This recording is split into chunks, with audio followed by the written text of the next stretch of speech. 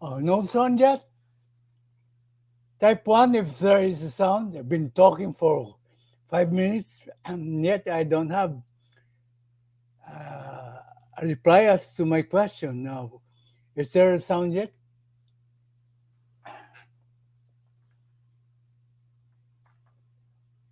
Axel Rosa, sumakat ka. Alam kong magkakontra tayo ng opinion.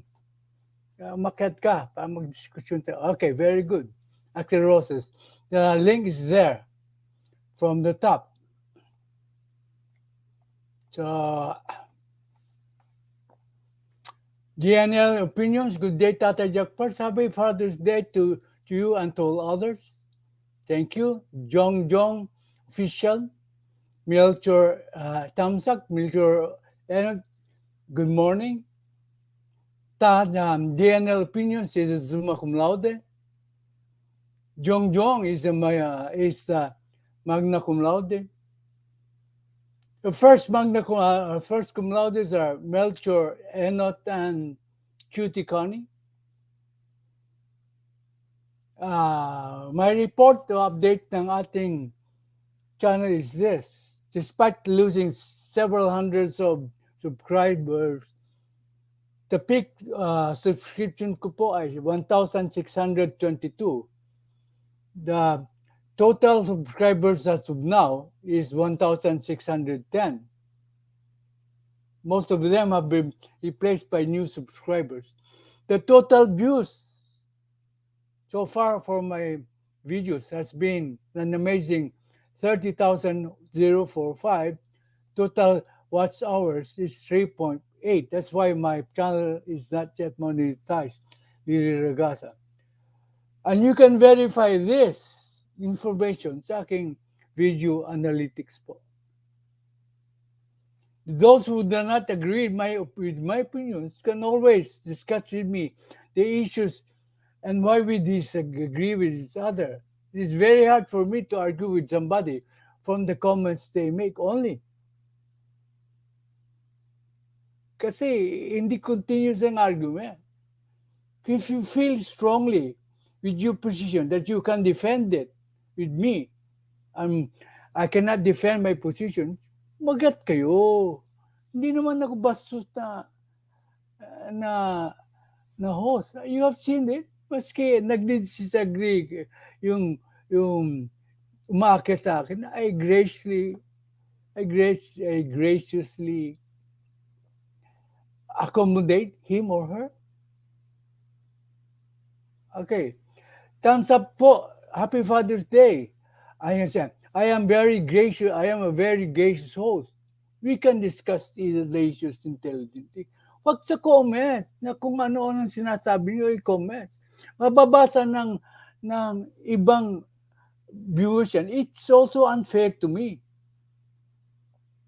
Kung sa comments, ilalaglag ang iyong viewpoints na hindi kayo umakit dito, iimbitahan ko naman kayo dito para ilaglag nyo ang iyong mga kontra viewpoints nyo. Pag-aralan natin at diskusyonin natin na maayos. Pag puro bomba doon sa commentary section, na babasa ng ibang viewers, di na-influensyahan sila. Pero face-to-face na argumento tayo. Yan lang ang hiling ko. Hindi naman ako masamang host.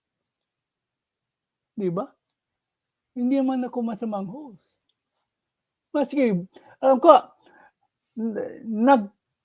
nag-search ako sa mga lahat ng vloggers, halos lahat, na may opinion tungkol sa Afghan issue. Ako lang yata ang medyo payag. Okay, thank you, Dr. Rossi.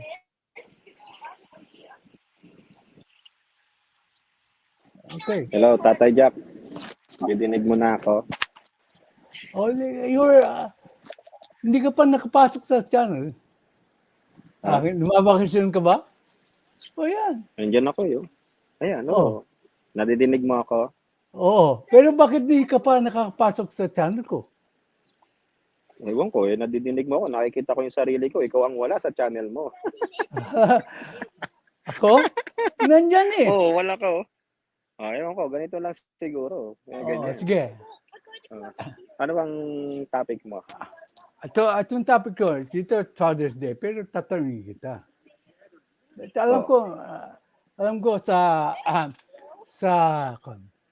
nung nagpunta sa States po, si, si Bongbong Marcos, hmm. anong pinakamalaking problema niya? Diba, the West Philippine Sea? Kailan siya Ano, nagpunta sa States nung presidente na? si Bongbong Marcos, Hmm, no, nung presidente na siya, di ba? hmm, Nagpunta dahil sa imbitahan siya at saka hmm, may problema siya sa West Philippine Sea. hmm. Tatanda mo? Yeah, yung kausap niya si Kamala, saka si Biden.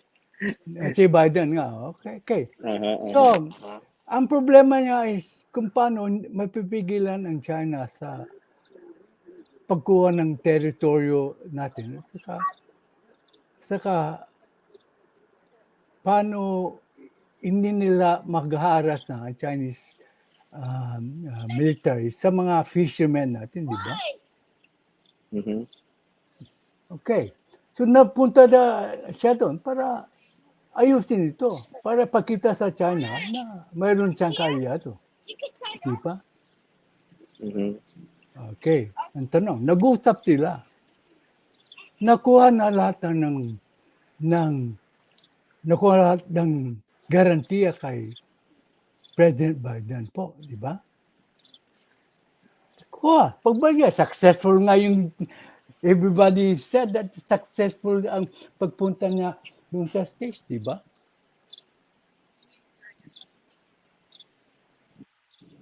Go ahead. I'm Hmm. listening.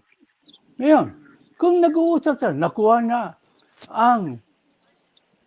ang lahat ng gusto niya, yung majority ng lahat ng gusto niya. Yun nung kinuusap siya ni President Biden. Meron akong konting problema tungkol sa Afghan issue. Pwede mo ba kami tulungan? Ano sa palagay mo ang sasabihin ni President Marcos? Hmm. Ano ba dapat ang sabihin niya? Tutulungan. Ang dapat na sagot, tutulungan ka namin basta makakaya namin at saka kung aprobado ang mga Senado. I'll try my best to convince you. That is the proper answer, di ba? Oh, yeah. Correct. Yeah. Pero kailangan niyang kumonsulta sa kanyang cabinet member, mostly the security team, saka ang Senado. Kaya nga, Kasi he cannot decide on his own kaya kasi nga. ang problema diyan is security concerns eh. Yan lang naman ang pinoproblema ng kababayan natin. And Yeah, nga. he have to go to the process by himself. Hindi Kaya nga. yung bilang, saka hindi naman siya dictator na, sige, okay na. Ganon, di ba? Di ba? And then, yung sinasabi But the question is, ayun ba ang napag-usapan? May napag-usapan bang ganon? Nilabas ba yun? Yes. During, ang tanong kasi, nagko-conclude tayo, nag-iisip tayo na baka kasama yan sa napag-usapan. Sandali Kasi lang, Axel. Mayroon ng news na nag-usap daw sila tungkol sa Afghan issue. Saan ng news? Hindi ko nga nabasa. Hindi mo nabasa. Nasaan? Nasaan ang news? Sa routers? Hindi po. Sabi, kinonfirm ni Babes Romualdez. Hindi magsisinungaling ba rin? Hindi, ang problema, yung ambassador? And tanong nga, bakit hindi ni-report sa Pilipinas?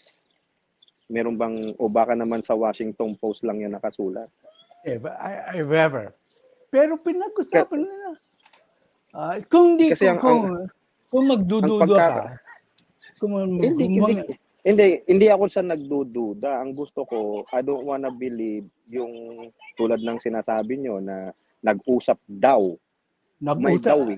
Hindi na daw. Hindi na daw, Axel. Nag-usap sila.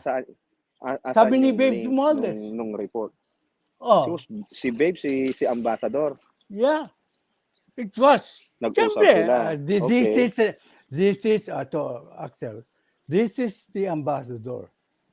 If Oh, he is telling a lie or uh-huh. inventing a fact, it will be denied by Washington itself. Okay.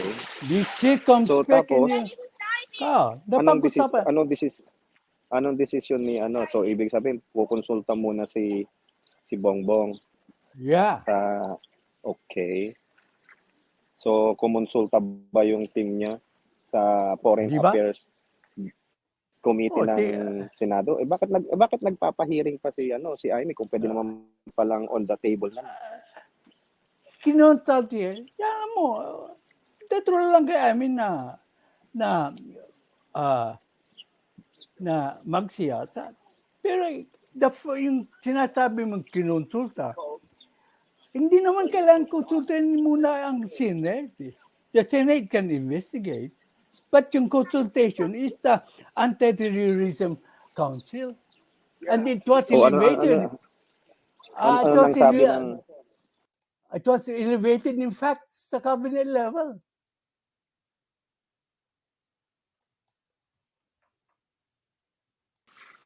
ayun, andun na ulit. Bumalik na ulit. Uh, Aray, it was in dumami na fact tao dito. it was in fact elevated to the cabinet level. Okay, so anong desisyon ng Isn't cabinet that level? isn't that consultation? Alam mo yung cabinet, they are the executive department. Hindi nga, The Senate, can only be anong desisyon? Anong inaaral pa desisyon nga. ng executive level? Inaaral pa nga. Oh, so inaaral pa. Okay. Yeah. But then, mapapaya. Anong iniingay ni Amy? Ewan ko ba? Di ba? Ewan Anong ko ba? iniingay ni Amy? Ewan Wala pa ko. naman palang desisyon. Kaya nga, Eh, ewan ganun ko lang ba? yan kasi. Ang opinion ko na lang diyan kasi ang dami na kasi Ako lang sumasaw-saw. tell you frankly, sandali. Ako lang yata ang taliwas ang aking opinion sa lahat ng mga vloggers, including you. That's why I want to discuss it with you kasi you are very, Ang very, ang very, sa akin na very, lang diyan, Tatay Jack, ang sa akin na lang diyan kasi ang dami ng sumasaw-saw ano, kanya-kanyang opinion, no? Merong gusto, merong ayaw. So ako, aantayin ko muna kung ano ang desisyon ng sa executive level. And then if the if the if the legislative wants to investigate yung desisyon ng executive. Halimbawa, nag-agree na yung Anti-Terror Council, nag-agree ang DND, nag-agree na ang PNP, saka yung kung ano-ano pang mga security natin, no? And then decided, okay, we will let them in. So, ganito ang proseso. Now, if there's some disagreement sa mga, lalo na kay Amy Marcos sa foreign, kasi siya ang Foreign Affairs Committee, then she can do the hearing. Or ask them why. Anong reason? Kung diba? humanitarian reason lang ang sasabihin, what's the catch? So ibig sabihin pumayag tayong bantayan ng West Philippine Sea in favor of letting us take in some refugees, ganun siguro, di ba? See, you can call it horse trading eh. Pero pag pinagbigyan ka ng content paper, alam mo, at saka hindi yan po demand. It's not demand on the part of the US. It's a request. Yung ibang mga vloggers, sinasabing, hindi rin demand ng US, natanggapin natin sila. Which is not true. Well, it was a request. Ang sa akin naman diyan, hindi ko sasabing demand or request. Una kong tanong, bakit sa Pilipinas? Why did you choose the Philippines to put the refugees? Okay. Ikaw nga, Tatay Jack. Bakit hindi mo nilagay dito sa California? Ang dami ditong alam mo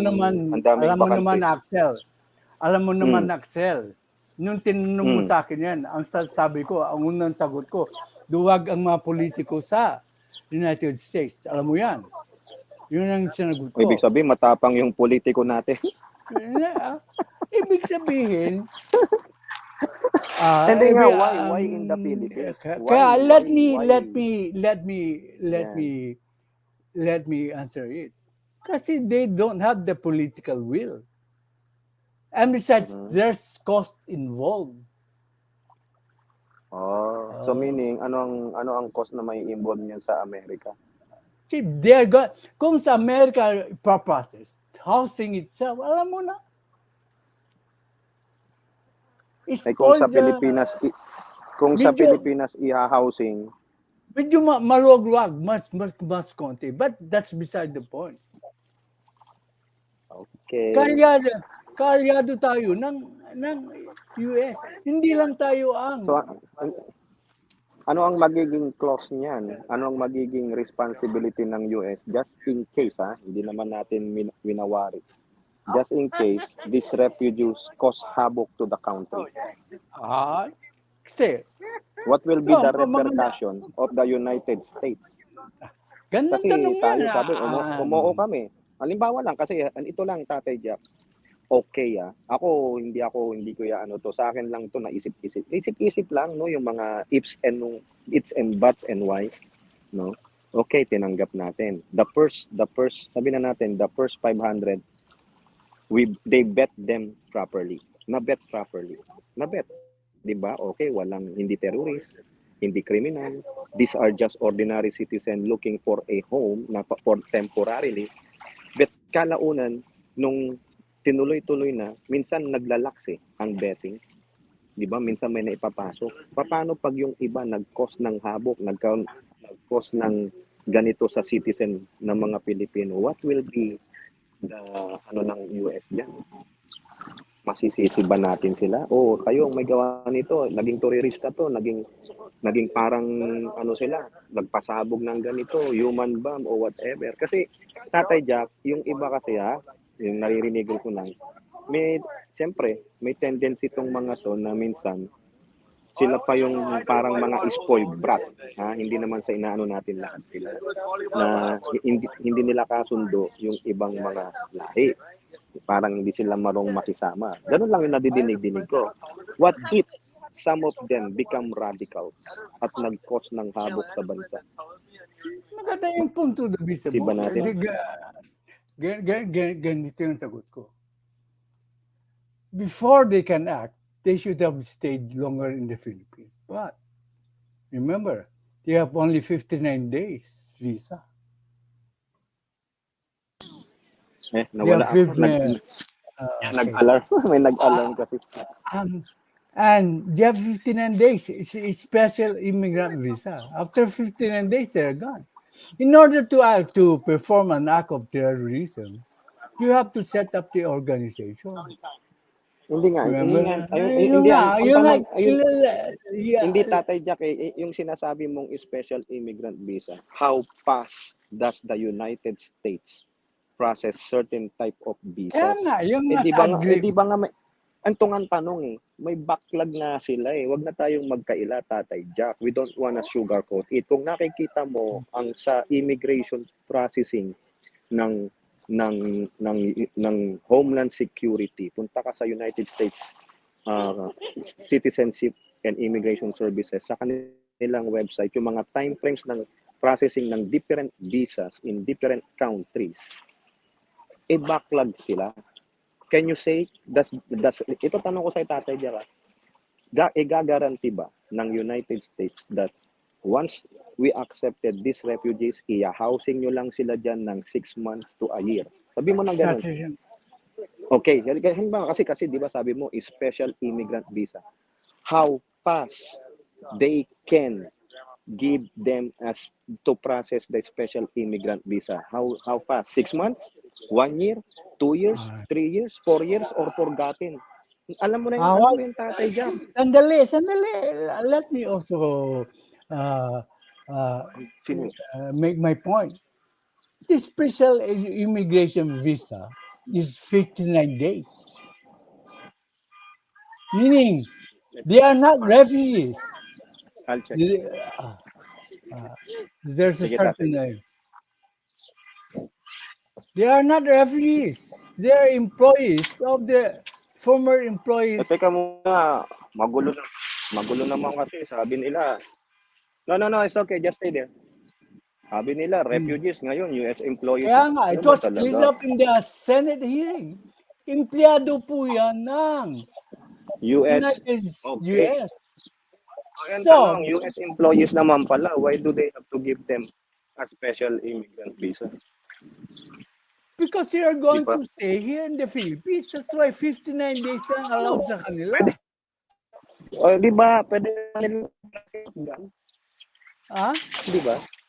What? Di ba pwede naman nilang i-process Afghanistan yan? Hindi, wala na silang embassy doon eh. Hindi. Eh, May wala embassy silang ba? embassy. Oo. Wala silang embassy doon. Wala Oo. bang malapit na embassy sa Afghanistan, ng Amerika? Bakit Wala. sa United? Bakit sa Wala? Wala man Kaya, lang sa mga Arab countries? kaya nga mayroon din sa Arab countries na tumutulong sa kanila.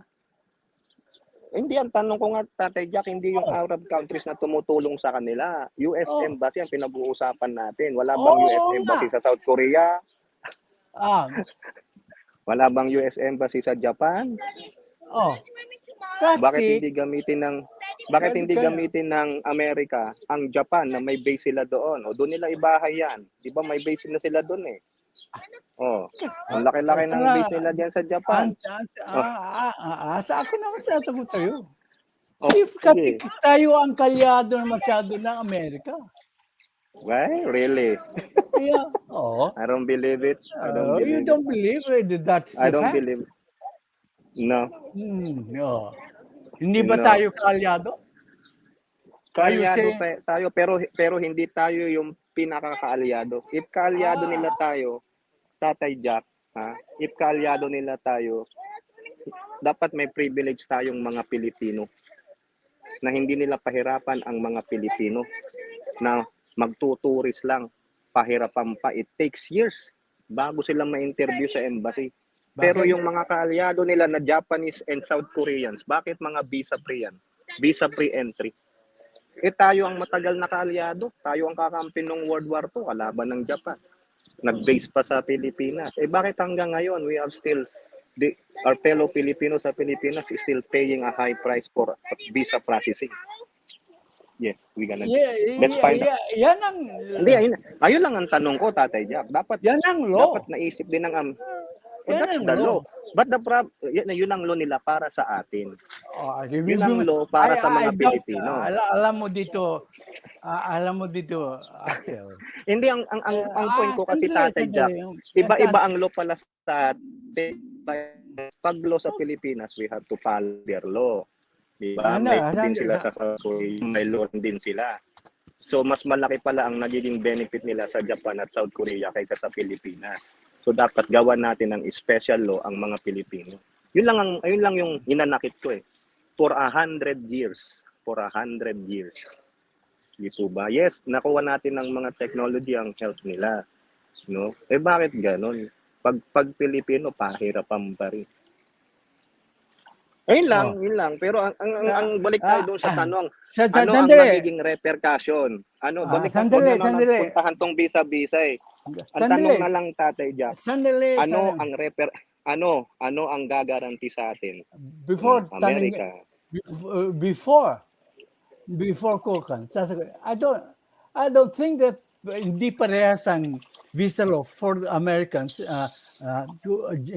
Koreans and Japanese. Tatay Jack, ang Koreans, 180 days visa-free entry. Siguro because of Japanese, the number of visa-free entry. Okay, let me finish first. Okay, I'll let you finish. Go on. Hindi na tayo mag-usap sa visa, Tatay Jack. Ang usapan na we lang have natin. To talk. We have to talk. Hindi, Tatay Jack, visa ng pinag-uusapan mo eh. Ang tanong natin kanina. Since you brought it up, let me answer din. Walang patuto. Wala namang patutunguhan yung pag-uusapan natin. Visa.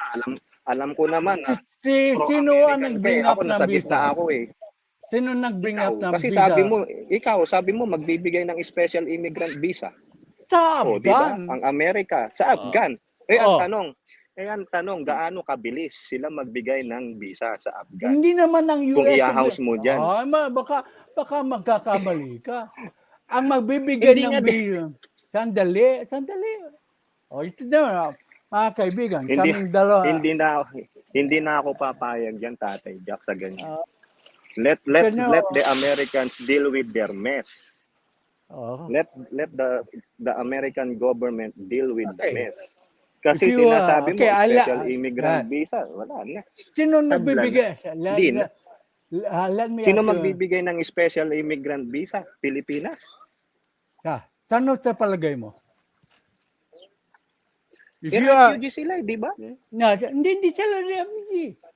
So, tell me frankly, what do you know? Sino magbibigay ng special immigrant visa? Ang Amerika, yan ang sabi nila. Mali Sila ang ka magbibigay doon. ng...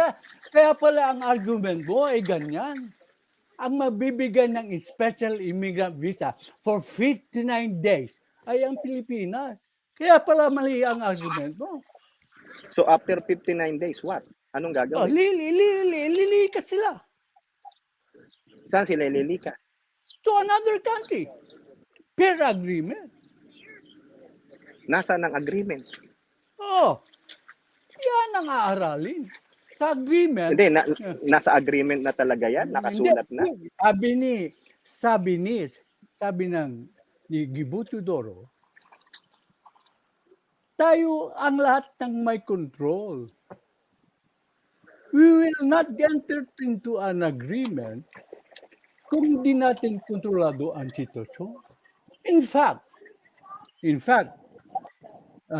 Tokis, there is a pilot program before the total program can proceed. Anong alam mo sa pilot program? Anong pagkakaalam mo ng pilot program? Naging executive rin.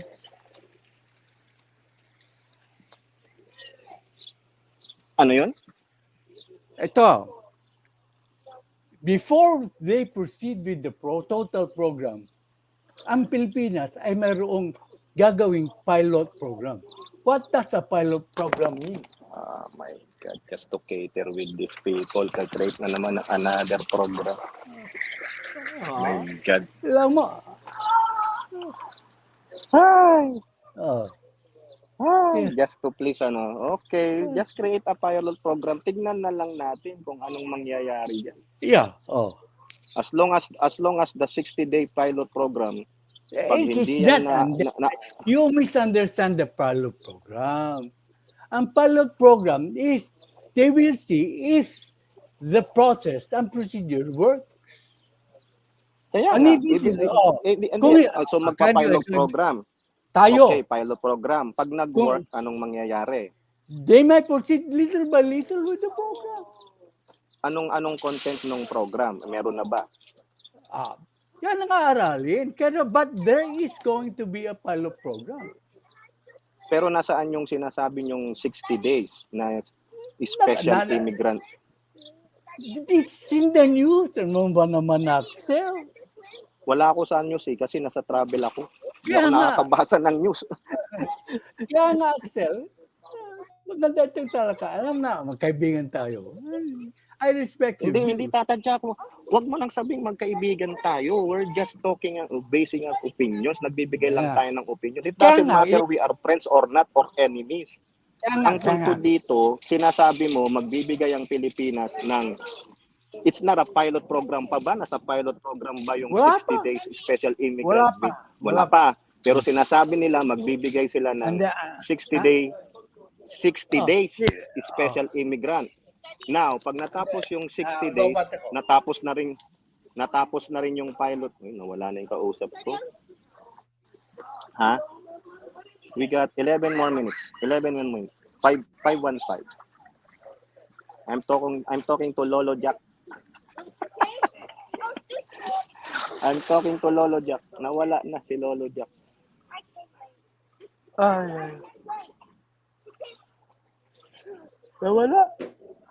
Nawala na si Tatay Jack. Nagme-merienda yata.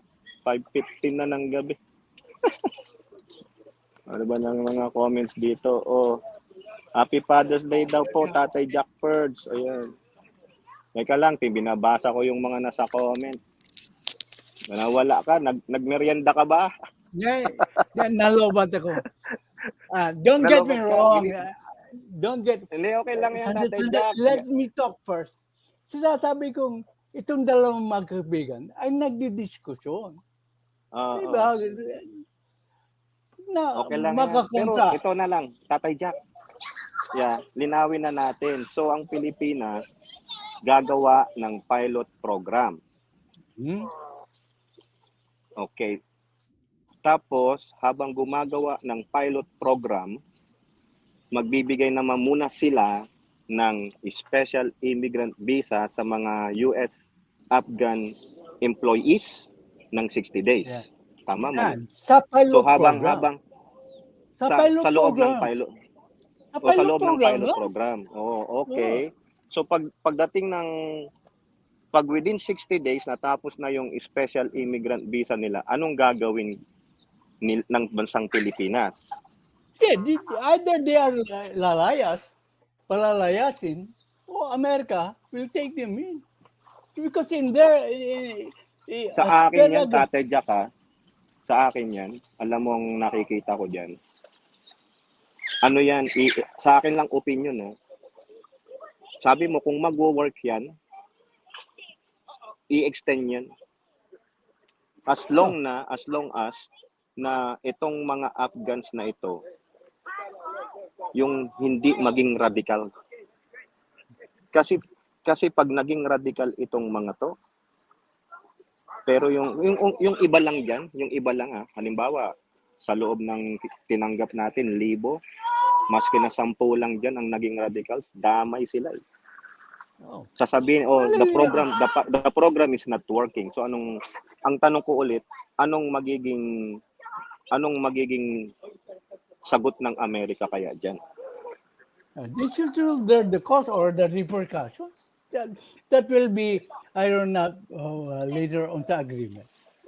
And then, pag may agreement po, pupunta yan sa Senado. Doon mag-imbestiga. Kakalan nila ng todo. Hopefully, okay, you have the last word. You have the last word, Axel. Hopefully, they can work out a good pilot program. So I hope so din. Kasi maganda yung punto mong repercussions. Ako rin di pawayag kung repercussions. Ay, kasi kung makikita mo, Tatay Jack, kaya nga, malaki ang diyan tayo nag-agree, Axel. Mahirap kasi yan kasi alam mo na kailangan kung yung iba kasi maraming pinangangambahan na maybe may makalusot na mga radicals na nagkukunwari lang. Pero ang sabi mo kasi US employed sila eh. So therefore, kung US employed sila, nabet sila ng Amerika. Talagang hindi ka naman magiging empleyado siguro ng US kung hindi ka naman nabet, di ba? Kaya nga, that's it. Hopefully. Thank you, Axel. Could you like to stay? Pero hindi. Kasi may topic dito si Apo Lakay. Ang gusto ko nga pag-usapan si Apo Lakay, pasok mo naman yung si Bongbong. Akala ko tatanungin mo na ako ng kay Apo Lakay. Yes, si Apo Lakay. So, stay. Hindi, bababa na ako, Tatay Jack. Atin akong graduation. Nandito ako sa Sacramento. Congratulations sa inyong anak. Happy Father's Day pala. Kita niyo mga kaibigan? Kaya nagdiskusyon kami ng Minyukan. Magkaiba ang opinion namin. Pero, alam niyo ba magkaaway kami ni Tatay Jack, nag-aaway kami. Yan ang gusto ko. Wala yun. Opinion lang yan, discussion lang yan. Magkaibigan kami pero di kami parehas parati ng opinion. Yeah. Pero I think magkakapareho tayo, Tatay Jack, pag ito nang si Apo Lakay. Ako bilib ako kay Apo Lakay. Yung walang yan. Sabi ko nga kay Mrs. kanina, kwento ko lang sa'yo, doon sa Golden One, diyan sa Sacramento kasi ginanap yung graduation. Yung mga speaker, may mga teleprompter, 'di ba? Sabi ko, walang sinabi to kay Apo Lakay. Nung si Apo Lakay, pag nagsasalita, wala eh. Walang teleprompter noon eh. Sabi ko, o di ba? Okay. Doon na lang. Mamaya pa, Yun na lang. balik ka mamaya Hindi, pagkatapos ng hindi na kasi aatin ako ng Filipino cultural na oh, graduation nung anak ko sa Filipino naman daw na nasamahan niyang grupo. I-honor sila as mga graduates ng Filipino club. So, nag-swimming lang yung anak ko ditong isa kaya ako napaakyat sa iyo. okay. Nasa swimming. Biro mo na. Biruin mo, tingnan mo. Bukas hanap ko ng tape na na pwede kong i-play para sa benefit mo at saka mga viewers. Yeah. Sinasabi ko na Bukas in nasa advance. Pwede ba? yeah. Bukas nasa Monterrey kami. Tatakbo ako ng Monterrey bukas. Yung ibang tape mo na hindi ko pa na-play, ibig sabihin. Ay, wala na yung tatay ko. Okay yun. Bayaan mo na.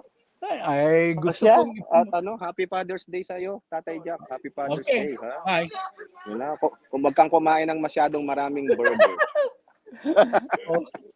Siya. Bye-bye. Thank you. Bye-bye. Ayan, mga viewers po. Nakita nun, na-discussion kami. Kontra siya. Ako, pabor.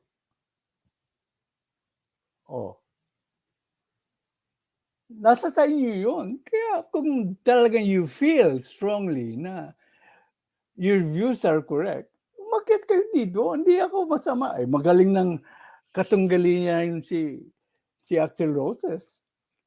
Kaya nga, nire-recommend ko sa inyo na puntahan niyo siya.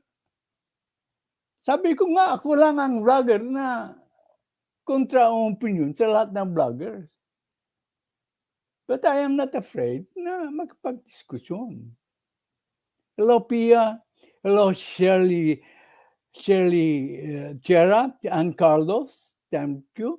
Evelyn Official, Johnny Jubia. Sino pa hindi po nababati? Si Kabagis Vlog Junior. Happy Father's Day din. Steve and Tina Jewel, thank you very much for supporting my channel.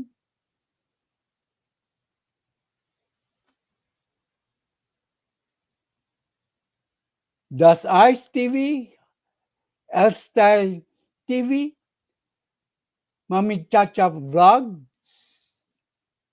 Life Wins Blog. Thank you, Life Wins Blog, one of the better analysts. Trexie Villa. Thank you, Trexie. Okay. Now we go to the main topic, si Apo Lakay. I am going to present the topic na yung speech niya in a whole. And then, yung question and answer, iisa-isahin ko po. Iisa-isahin ko po ang question and answer portion na ginawa sa kanya noon. Karamihan ng mga kabataan hindi alam kung gaano kagaling po si Apo Lakay. That's why I found it incumbent on my part to show them how good our Apo Lakay president was during his time. Dalawang beses siyang punta sa States. Yung isa, nung nagsalita siya sa joint session of the Congress, kaso masyado nang magiging mahaba ang talakayan kung ipe-present ko lang yun. Ito po ang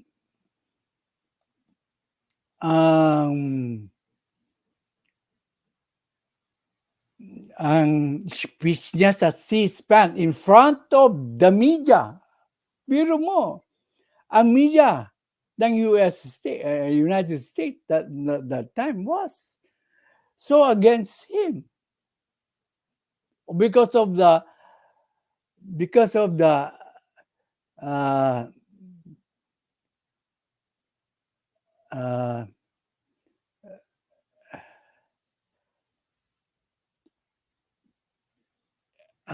wrong information about him, I seem to have lost. I will call my technical assistant. Bear with me.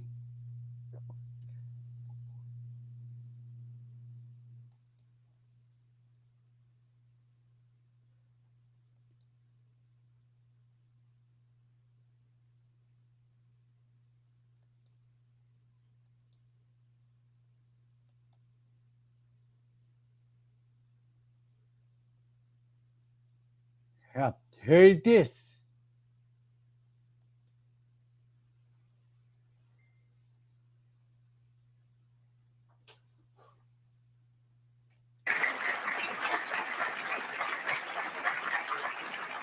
The Associated Press diplomatic correspondent George Guetta,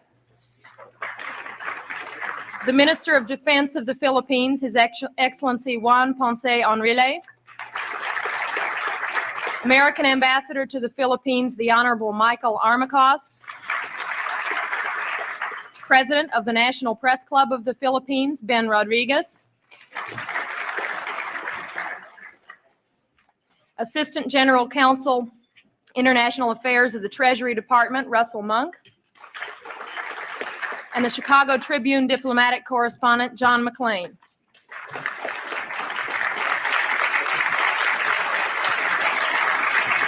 Thank you.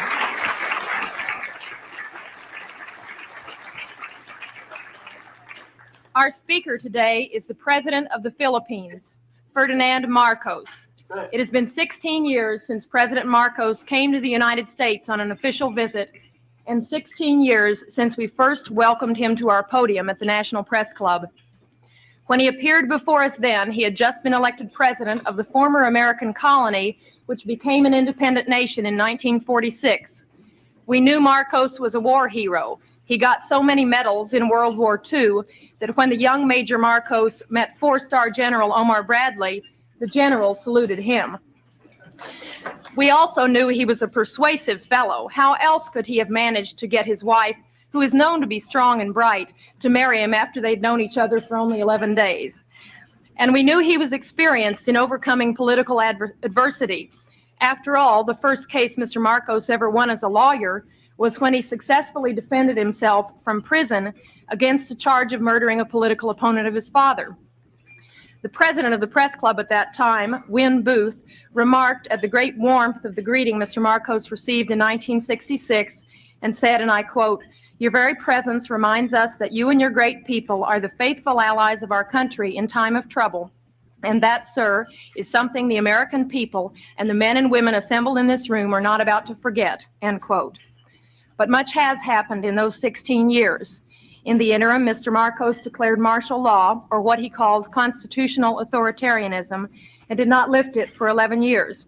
There have been charges of human rights and political repression, and recently the Archbishop of Manila called openly for him to resign. But through it all, Mr. Marcos has remained president, and this week, President Reagan warmly welcomed him, stressing the many common ties between the two countries. The New York Times recently said, quote, "In a country that is deeply sensitive to style, Ferdinand Marcos has it, and it has allowed him to take the sweeping actions that in essence converted the nation from an ill-functioning, raucous but free democracy into his personal fief and seemingly permanent possession," end quote. President Marcos comes to us today as the head of a nation with a long friendship with the United States, a nation considered crucial to America's defense strategies in Asia. We are eager to hear what Mr. Marcos has to say. It's my pleasure to present to you Ferdinand Marcos, President of the Philippines.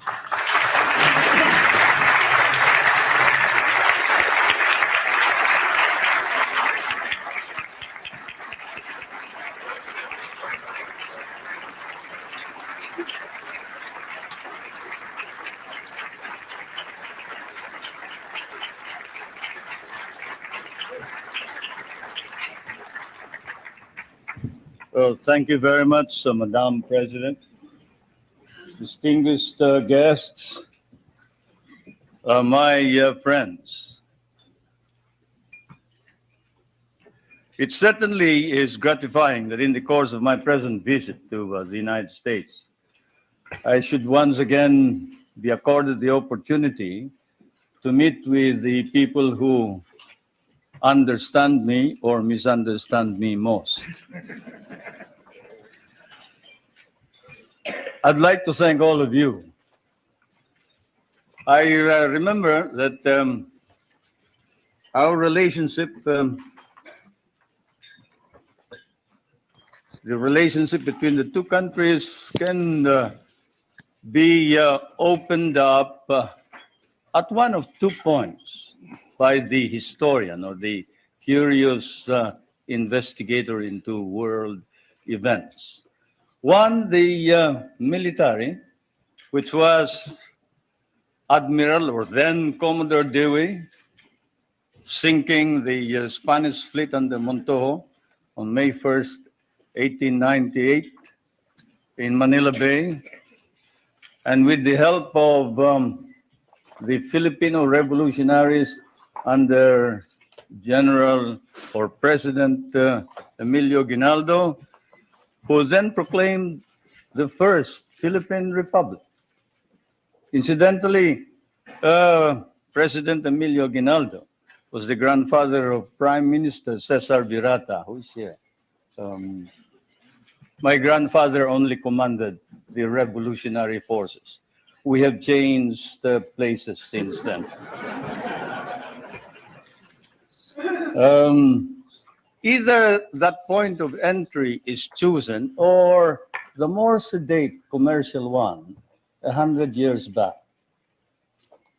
1796, the brig Astrea, sailing out of Salem, Massachusetts, towards Lisbon, and then to Manila, selling her wares there for 5 months, carrying that amateur and self-taught mathematician and navigator, Nathaniel Blow-Ditz, whom you must have heard, who later in 1806 authored The Practical American Navigator, for he had discovered the simple way of determining longitude through the long voyage across the Pacific.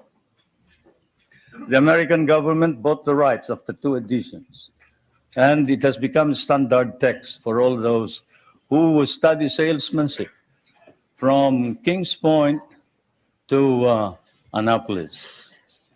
Either way, it has been dramatic and historic, and it was always to be so.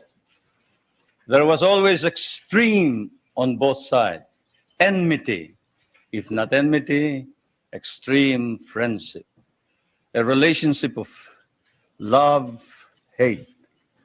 And this is my fate and destiny. I thank you all for this privilege and this honor.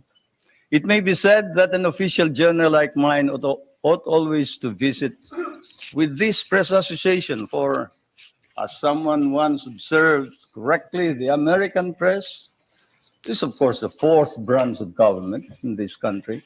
And then also it is well to remember that the so-called solicitude with which Americans regard developments in the Philippines is perhaps now more pronounced than in the devoted reportage by the American press on our country. This skein of the American interest of the American press notwithstanding, there is, I fear, some confusion in this country of what is happening in the Philippines today. It has been one of the shocks I encountered while preparing for my present journey, and also upon arrival here in Washington, to read in one of your outstanding papers a statement to the effect that the Philippines is still under military rule, which it is not, and that there is no civil government.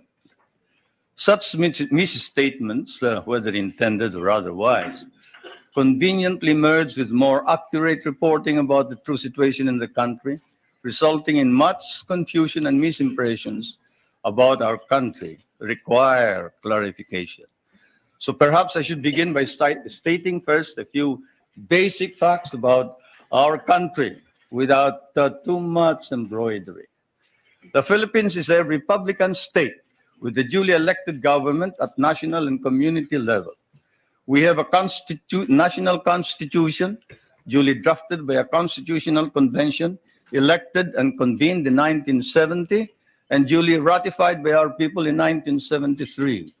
Under that constitution, ours is a modified form of presidential government with a National Assembly constituted by assemblymen elected by regions in 1978 and a president directly elected by the people in 1981. Legislative power is vested in that National Assembly, while the executive power is vested in the president. And the party in power, the party that won the most number of members in this National Assembly, choose the leader of the legislature, and the leader is the Prime Minister, and he's no other than Prime Minister Cesar Virata.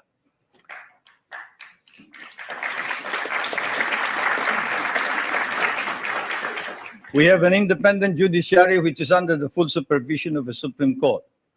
While it is claimed that human rights are not protected by the courts or that civil rights are not duly enhanced by the Constitution because there is no way of seeking, say, the remedy of a writ of habeas corpus.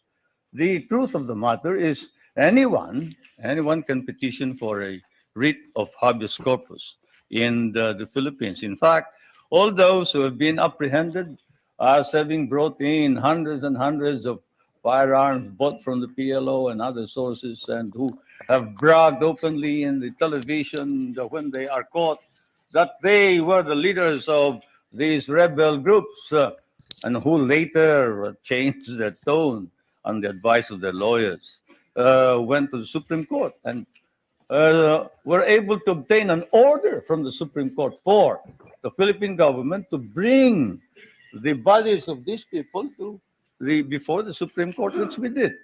There is not a single man who has filed a petition for a writ of habeas corpus who has not been able to compel the government to bring the body of all those petitioners to the Supreme Court. In fact, the Supreme Court ordered an investigation on the allegations of torture, and the results were negative. The doctors testified that they examined all of these persons, all these petitioners, during the period of confinement, and they never complained about any mistreatment or torture. And some indiscreet remark indicated that this was merely said on the advice of the lawyer as a preparation for defense in the criminal trial. Now let's review the overall measures. All measures that have been issued by the president were issued at his instance alone? No. They are issued after a meeting of what is known as the party caucus. You who have studied constitutional law know that in a modified parliamentary or presidential form of government, the president actually doesn't make the decisions. He may lead the party, and therefore in the caucus, he may exert influence in the caucus, but the caucus decides what is going to happen. What is the policy to be adopted? In fact, our Constitution institutionalizes this procedure and states that the program and policy of government shall be adopted by the cabinet, submitted to the president for approval, but shall be responsible to the members of the National Assembly or the Batasang Pambansa, and for which the Prime Minister must stand. If he is rejected, then he must quit. He must resign, and a new Prime Minister must be appointed. Now, over all cases are appealable to the Supreme Court, including cases of security against the state. We have a system of local government and administration throughout the country. In all, there are 73 provinces, 60 cities, 1,502 municipalities, 42,000 barangays, in each of which there are regular elections. Barangays are the villages. We just had elections this year. The election for president occurred in 1981. Under the Constitution, the people have a right of recall. They can recall anyone who has been elected by 1/5 of all the voters who voted in the last election. A vote of 1/5 will suffice to call a new election for any given post. Our Constitution likewise provides for a Bill of Rights, which guarantees protection of the political and civil rights of all individuals, regardless of color or creed. Incidentally, that statement allegedly made by Cardinal Sin has been denied by Cardinal Sin. I was surprised that you haven't heard about it. This just goes to prove that there is some time lag when you move towards the West. Galing, ano?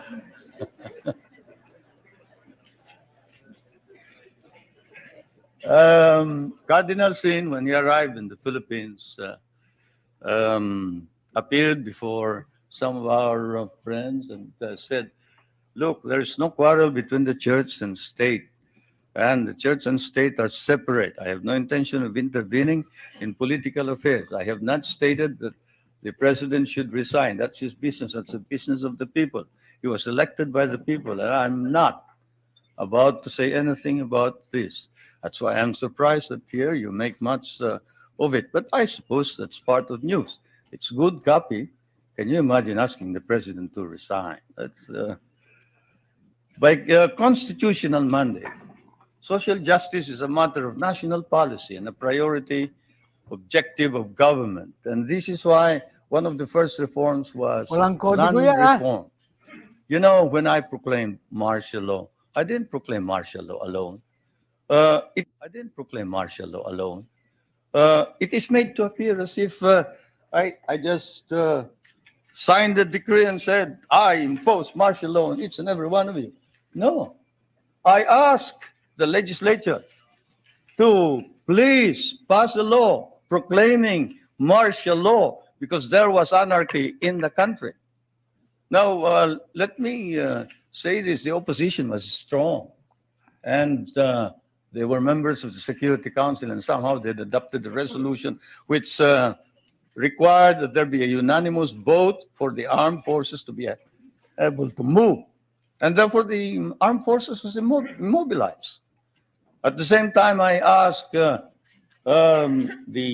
opposition party to come and join me in a coalition government. I offered one half of the cabinet.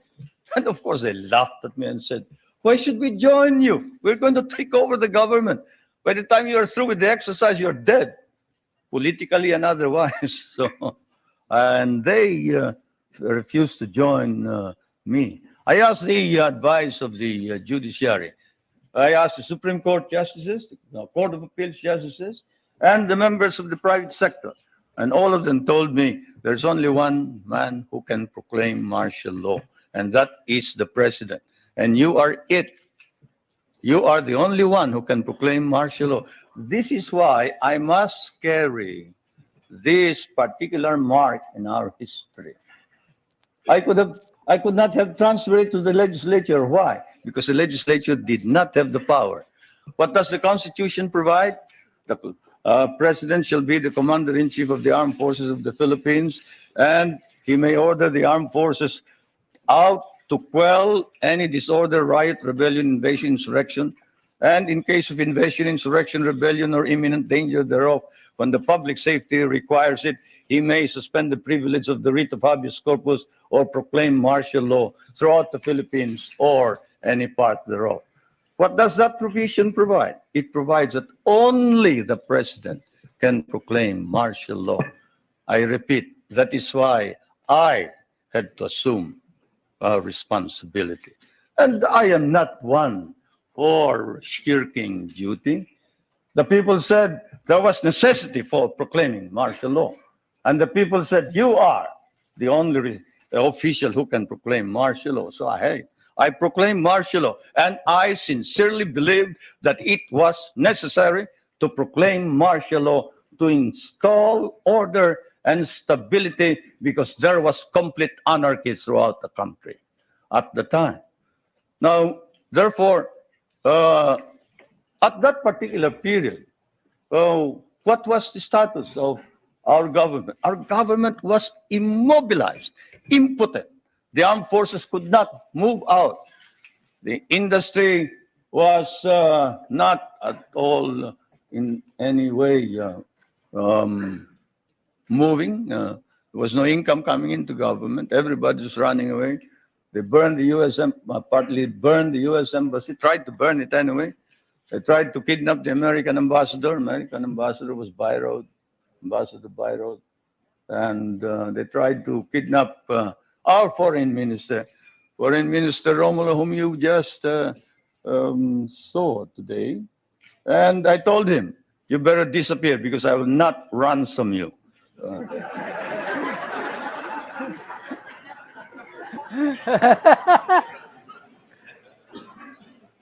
But whatever it is, they burned the Manila International Airport, they bombed the Supreme Court, they bombed the Constitutional Convention, they bombed the City Hall, they burned part of Malacanang Palace, they attempted to kidnap my children, they attempted to kill the president 8 times.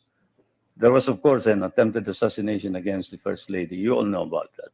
And this required that I immediately act on it, and so I did. Now, we established land reform. We were fighting a group known as the Hukbalahap, Hukbong Nagpapalaya ng Bayan. It was socialist inclined. It was leftist. But they were friends of mine because we had fought in the Second World War together. And so I approached them and I said, look, I'm going to establish land reform.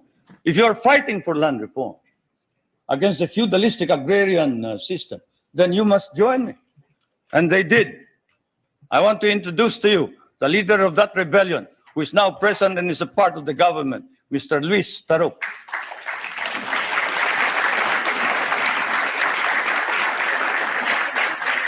He is a member of the National Assembly.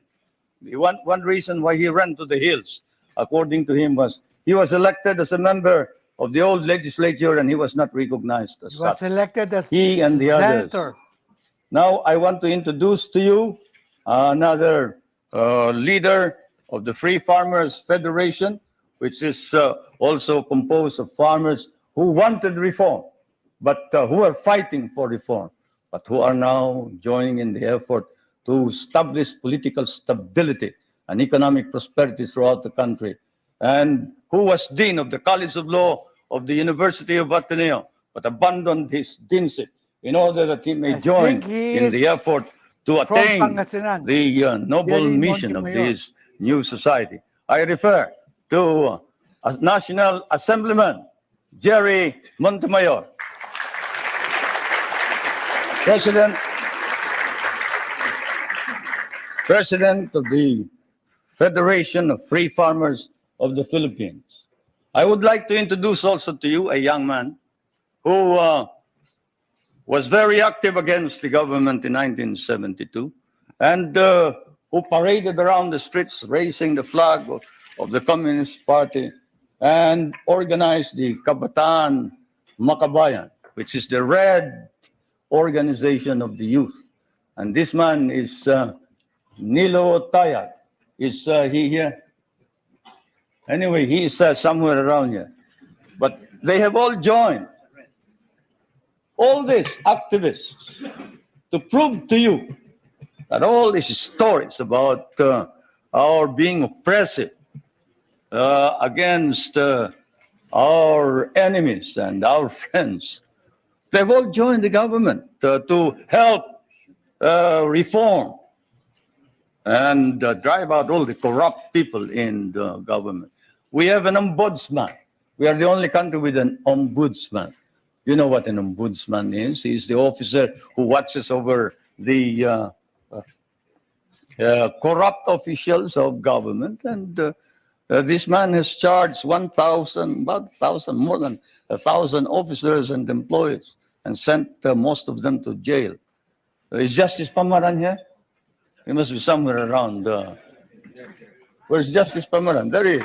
There's the ombudsman.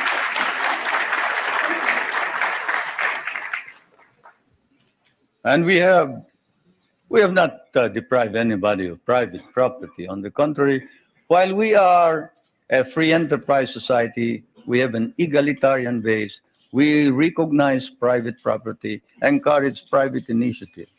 And our Constitution explicitly recognizes the importance of developing the national economy and protecting the patrimony of the nation.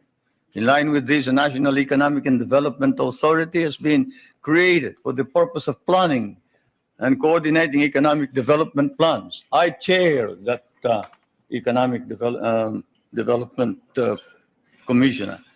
Now, I did not come all the way here to recite these basic facts to you, but it is best that we wrote this at once they form an important background of understanding the developments in my country. Relations between the United States and the Philippines now span, I'd say 84 years if you mark the Battle of Manila Bay, 184 years perhaps, if you mark the brig Salem, from Salem, which when it returned to Salem brought back hides, indigo, lumber, pepper, and paid 24,000 in tariff duties. Many things don't change, not even tariff duties. Anyway, the trade between our countries is covered by a trade agreement. The military and security matters are covered by 3 agreements. Those agreements are, and I will now ask our friends in my staff to distribute these agreements to you, or as many as can receive them. These agreements are the Mutual Defense Pact, the Military Assistance Agreement, and the Military Facilities Agreement, which is due for review this coming year. President Reagan and I have agreed with the members of our cabinet that the review will start in April, probably we'll finish it by August. Through it all, our relationships develop in a way unique to nations so disparate in size and circumstances and so distant from each other. The direction which American colonization took on the Philippines in the political, economic, and military cultural spheres were such that for us, relations with the United States would remain crucial for a while. It is said that language is the greatest conveyor of culture. If that be so, if that wise man who said that is right, then your language has certainly conveyed to my country your culture. And this is why the relationship between our countries is something undefined.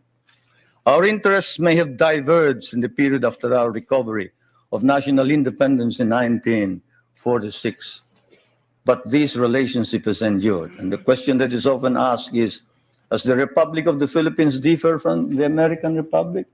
Yes and no. It doesn't differ in the sense that it is democratic, but it differs in the sense that we have a prime minister, and in the sense that we try and make the legislature and the president or the executive work together.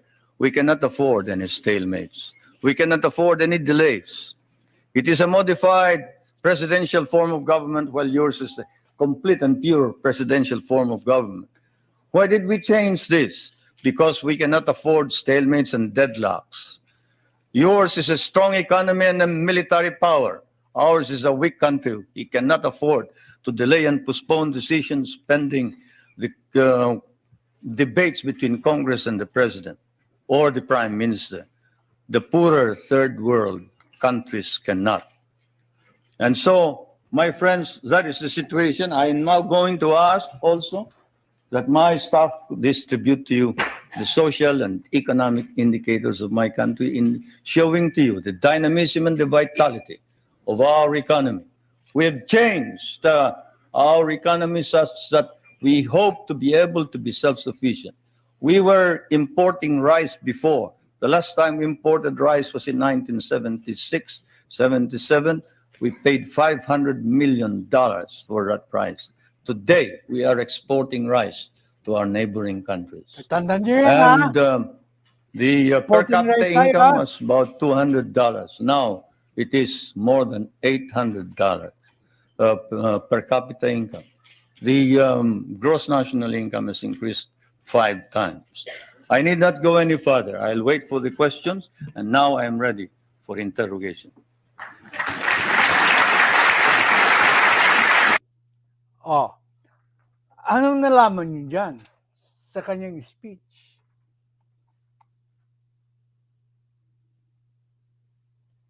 Una, yung pinaka-importante, yung rice exporting nation tayo pala nung siya ang presidente. Siya pala ang nag-establish ng ombudsman sa kanyang panahon na hanggang ngayon ay isang ginagawa ng gobyerno para sitahin yung mga gumagawa ng katiwalian sa gobyerno. During his time,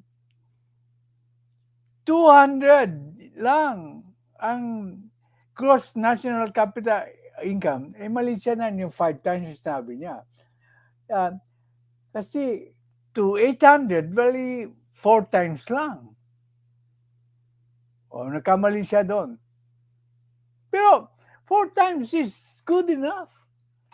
From where he started, 200 ang gross national income. Stop sharing.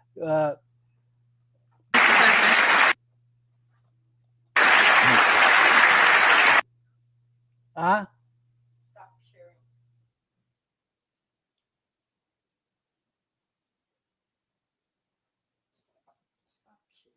Why? So it's not messy. That's saying what?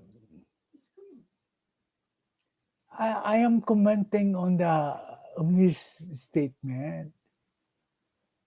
I'm not sharing.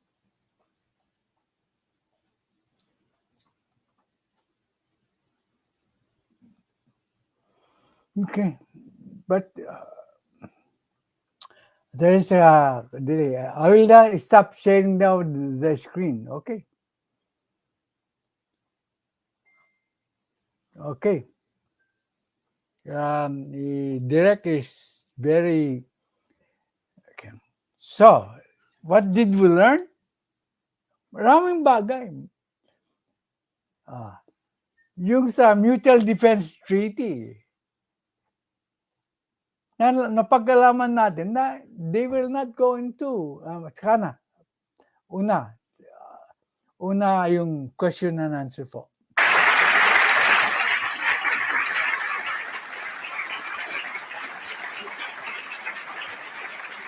Thank you, Mr. President. Please give us details on your meeting with President Reagan. Did you seek any firm commitments? Did you get them? Well, a firm commitment as to when we are going to review the basis, yes. A firm commitment that a mechanism be set for the study of our economic problems, yes. Because as you know, the reason we have a deficit in our balance of payments is the commodity prices went down because of your domestic deflationary policies, your interest rates. But all of this can be worked out. And so it has been agreed.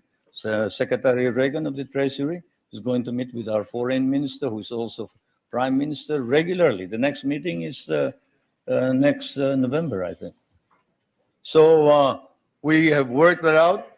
The national security matters will be worked out by the defense minister.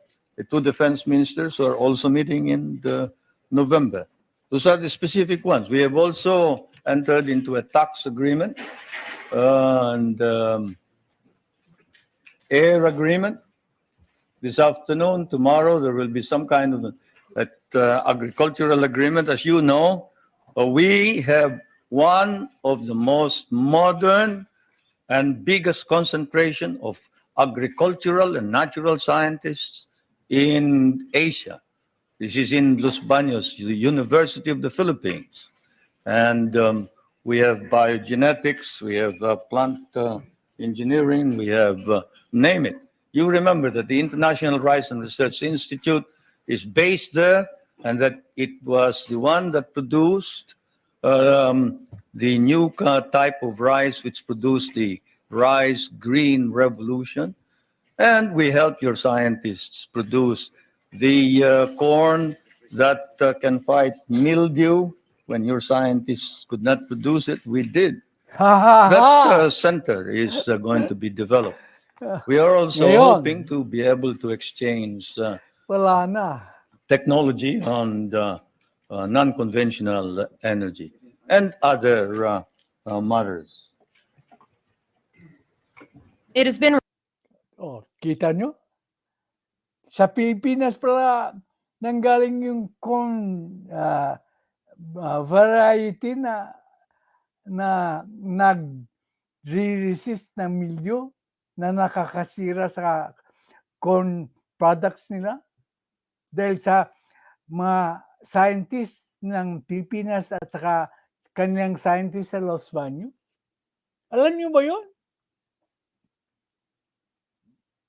Gaano kagaling yung President Apo Lakay?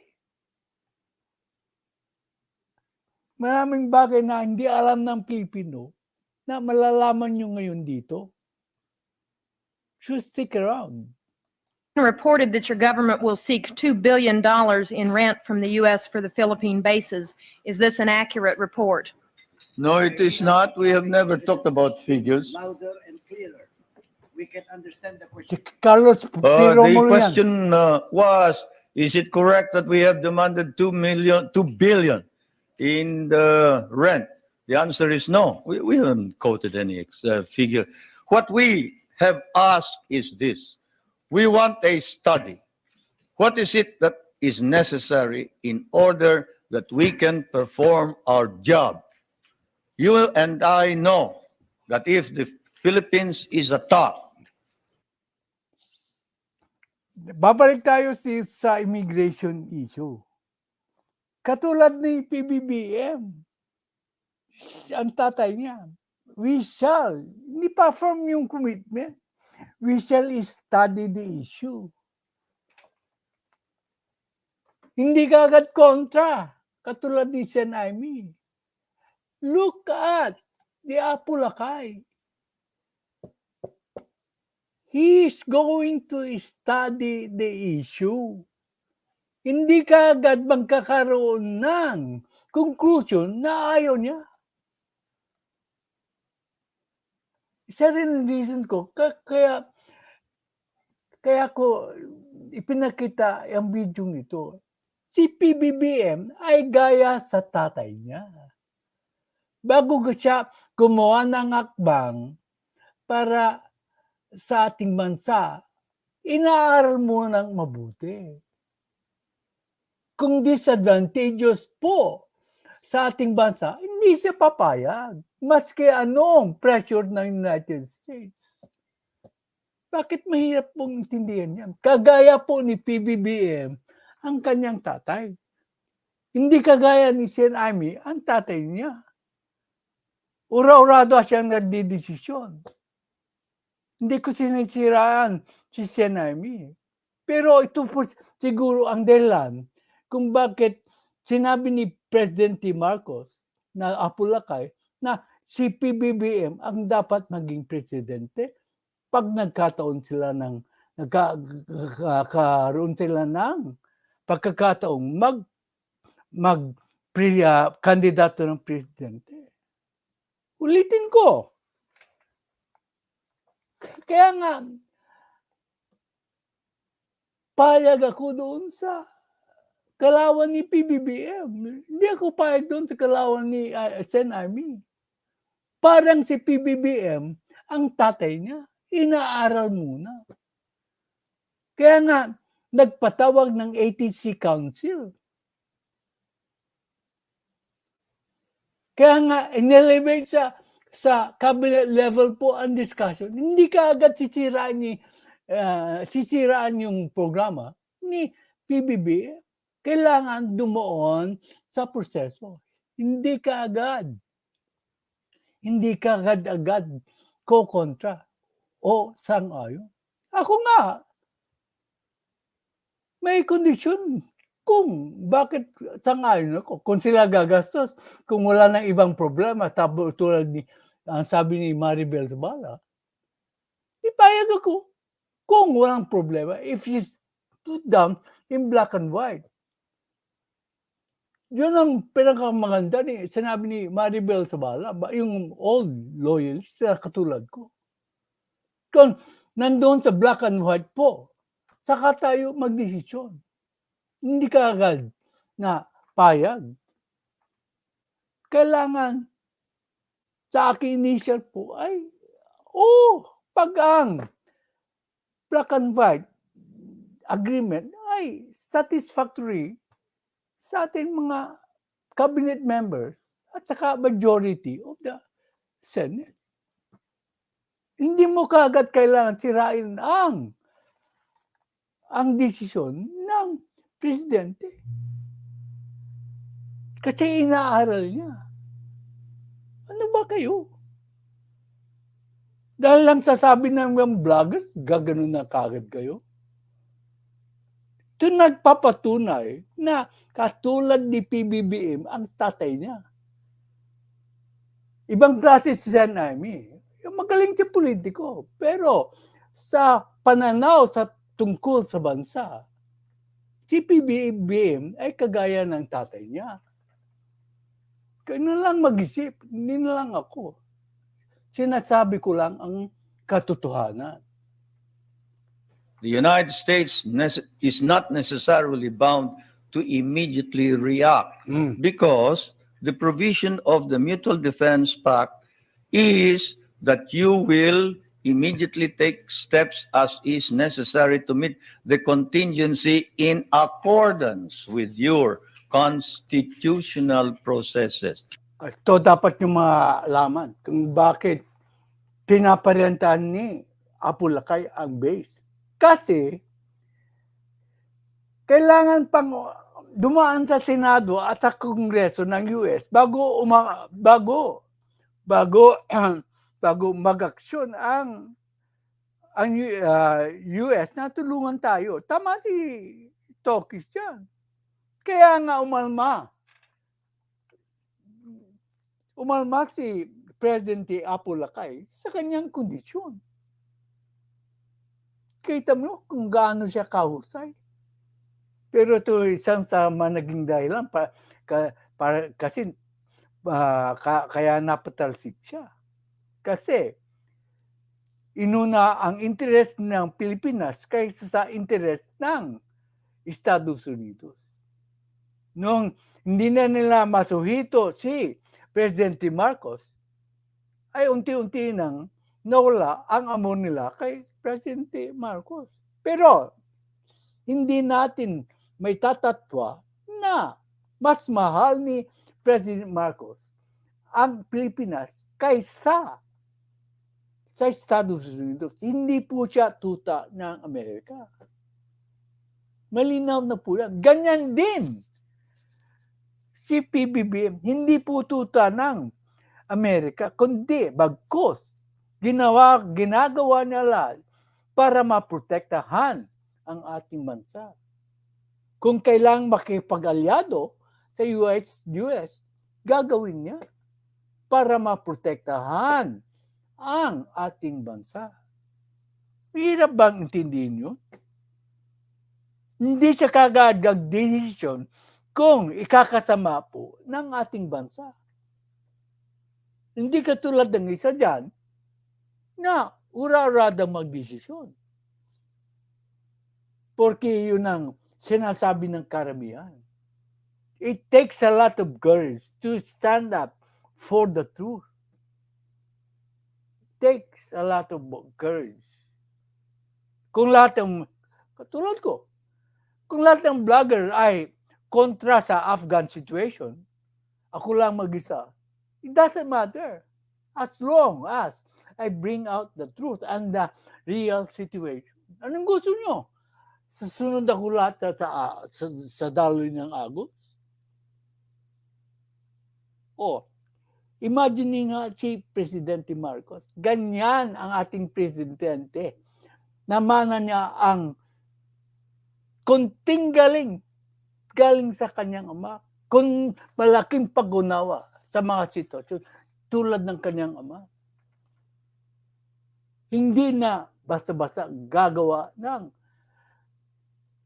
kaagad na opinyon at i-express mo sa taat ng tao. Ngayon, narinig niyo ba si Bongbong na expressing his opinion on this matter? He is studying the matter. Remember that? What does that mean? That means that you go to the Senate and the House of Representatives. What does that mean? That means delay while we are dying there. Kung gaano kagaling ang ating Apo Lakay, he knew the situation. Hindi siya nagpakatuta sa Amerika. Umalma siya. He pointed out the hard reality. The truth hurts for the Americans to learn that. And for the Filipinos to learn that also. But the truth is the truth. No matter how hurtful it is, the truth is still the truth.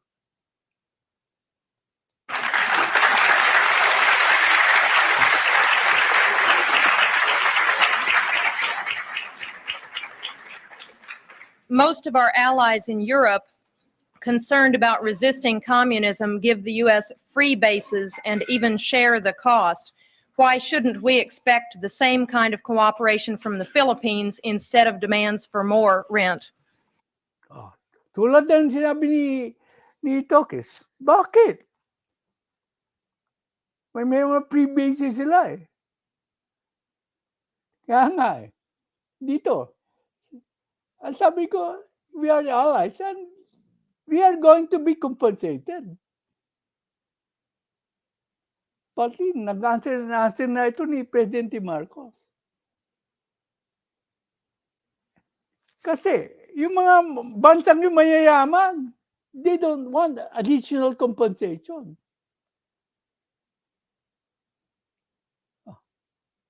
Bakit hindi daw sa bansa ng Hapon? Mayaman ng Hapon eh. Bakit hindi sa bansa ng Korea? Mayaman ng Korea eh. They don't want. Tayo, mayaman ba? We need all the funds.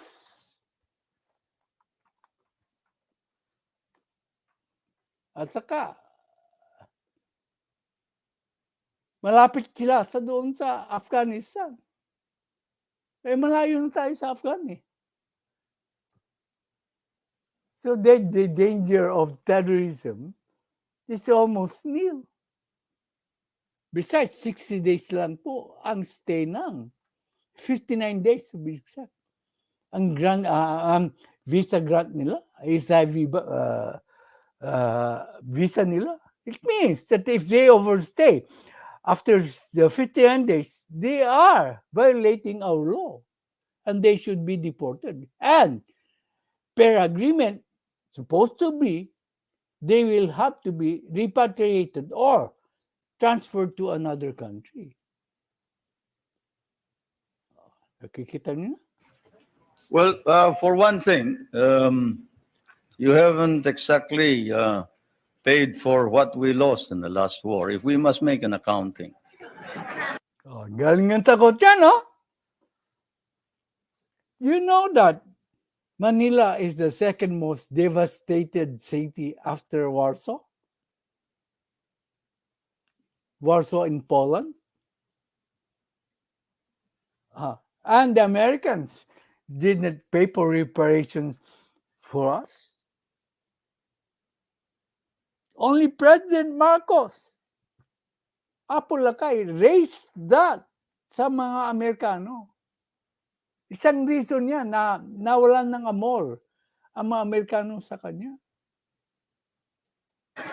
75% of our cities were devastated in the last war. We lost 1 million men. Shall I quote you the statements of Roosevelt and MacArthur? Oh, ulit. Ito, statement ni President Delano Roosevelt, Franklin Delano Roosevelt, and General MacArthur. Alam niyo ba kung sino si Franklin Delano Roosevelt? He was the longest serving U.S. President ng United States, having been elected 4 times. Almost a dictatorship, okay? Almost 20 years eh. Oh, namatay lang siya nung last term niya because of polio. These are just lessons in history that you should know about. General MacArthur, of course, everybody knows about General MacArthur. What was still promised? Ito, sasabihin po ng ating Apo Lakay. Every Carabao will be paid for. Mhm. Shall I tell you that the veterans who were inducted into the USAF, the United States Armed Forces of the Philippines, of the Far East, your armed forces, were paid only 1/2 the salary of your soldiers? Shall I tell you that we almost turned communists because you refused to recognize us? Shall I tell you that I had a difficult time stopping my guerrillas, 25,000 of them from joining the communists, because precisely you sort of forgot that we had done the fighting for you, and we were parts of your armed forces. But in fairness to the American Congress, when we came here and we called attention to the fact that we had been abandoned and forgotten, they themselves, in Importante to. outrage, immediately passed a law recognizing the services of the Filipino and reinstating them as parts of the United States Armed Forces in the Far East, including back pay and benefits. Yan, magandang topic to. Marami dito sa ating mga Pilipino na nagbenepisyo sa US veteran soldiers. In fact, mga peke pa nga yung mga nag-apply sa benefits. Nagbenepisyo sila pero they turned dilawan. Libo-libo, milyon-milyon ang nagbenepisyo dahil kay Apo Lakay. Walang utang na loob. Kita nyo, dahil sa kanya, nabigyan sila ng full benefits. In fact, mayroon pa nga akong tiyuyuhin na naka-immigrate sa US. Dahil sa naging guerrilla siya o sundalo sa States. Nag-stay siya sa New York with full benefits. Utang ng loob ng mga pamilya, napakaraming pamilya kay President Marcos. Nagtamasa sila sa dulya na tinatanggap nila as a result of being supposedly guerrilla kuno, USAF kuno. Pero karamihan nga doon bogus. Aminin na natin. Katapos turn sila na dilawan. Kaya ang sama ng loob ko, hindi, it's part of history that is not being bought out even by loyalists, the supposed loyalist bloggers who only go with the tide, who are afraid to voice out contrary opinions. Hindi po tayo dito gano'n. That, Madam President, is the answer. In addition to the fact that those people that you are talking about have been making money at the expense of the United States for quite a long time, while we have not. Yung mga gobyerno yan, Japan, Korea, Germany, Britain, France. Sinabi niya totoo, all of them were helped especially Germany and Japan, by the United States.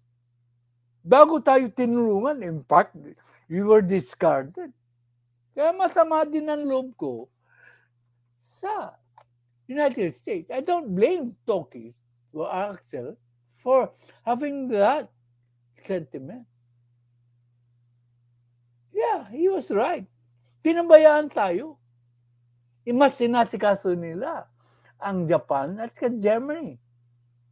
They rebuilt France, gave aid to Britain during and after the war. They rebuilt most of the European nations, but they forgot about us. Only President Marcos raised an issue.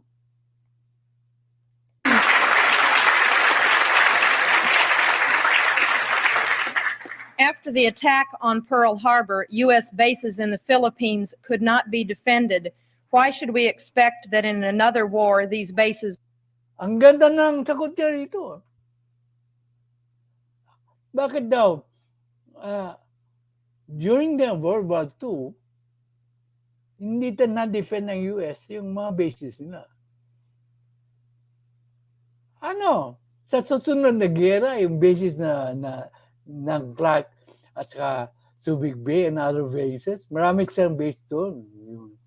Sa Langley, sa Baguio mayroon, Caljanhay, marami pa. Paano poprotektahan sa coming war kung sa World War II hindi na protekta? Tingnan niyo ang sagot niya rito. Ang ganda. would be more reliable? That's one of the questions that I wanted to find out. Tawanan, ha? Is it true President Reagan has not raised with you any concern about repression and human rights?